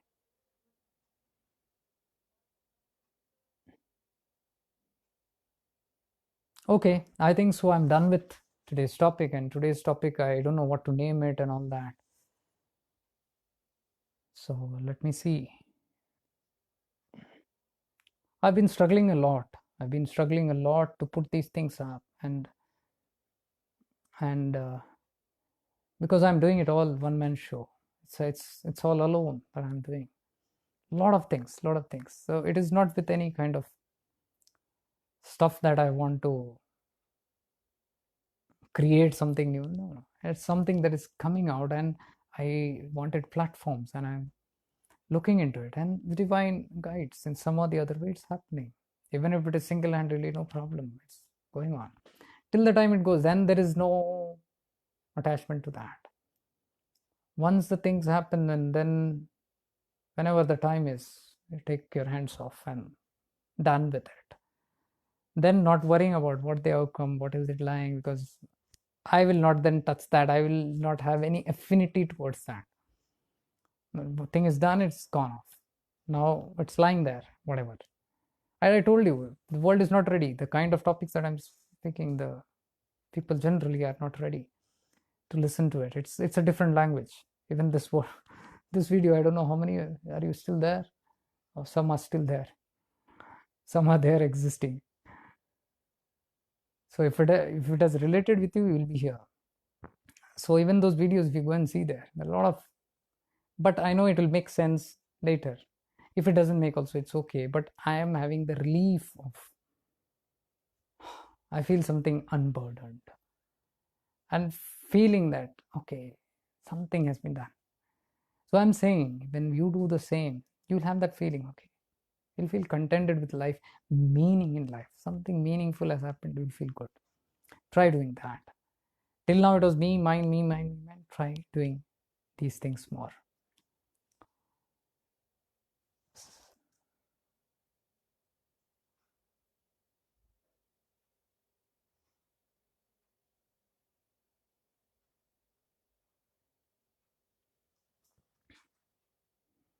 So okay, I guess it was a good time. I am happy that guys were here, and were here. I can see all the time new faces. Some of you guys are there old. I can recollect you by the names and all that. I understand you. I'm happy, but again, as I told, do not get too attached with anybody. I take special care to see that nobody gets hooked on to me in any way. And if something like that happens, I shrug them off, and they don't like it sometimes. The ego takes a banging. Huh? What's this? How unkind, how rude. It's the ego that's getting affected. It's okay with me because I don't want somebody to get hooked on for something. Hooked on, I mean to say, for even wisdom, for even this so-called support systems and guidance, it makes you too clumsy, and it makes you depend on, it makes you a parasite. So these are good for learning, understanding, and see, you get an insight and you say, oh wow, it's that way. Okay, okay, I get clarity. Okay, I got clarity. Then you are on your own.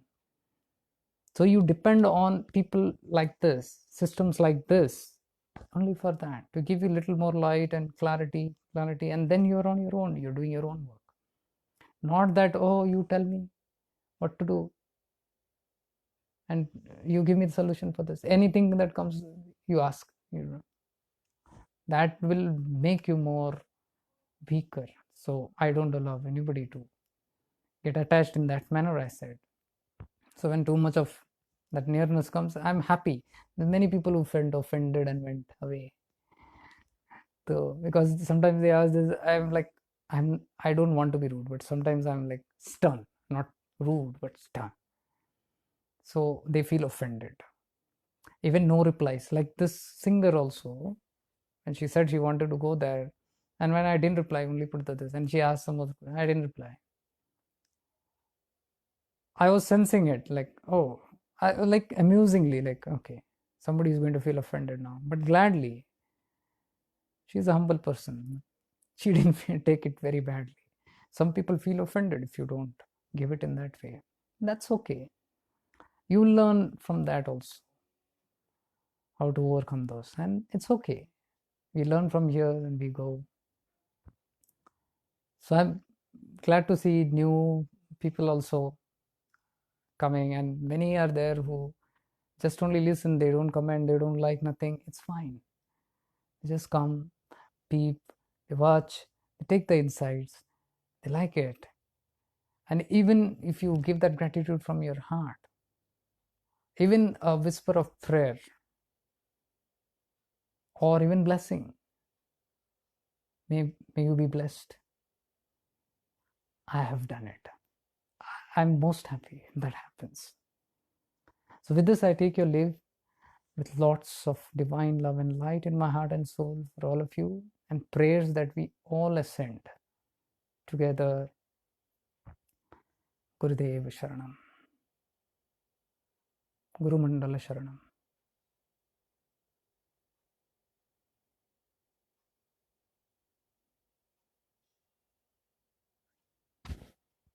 Stay blessed then. Bye.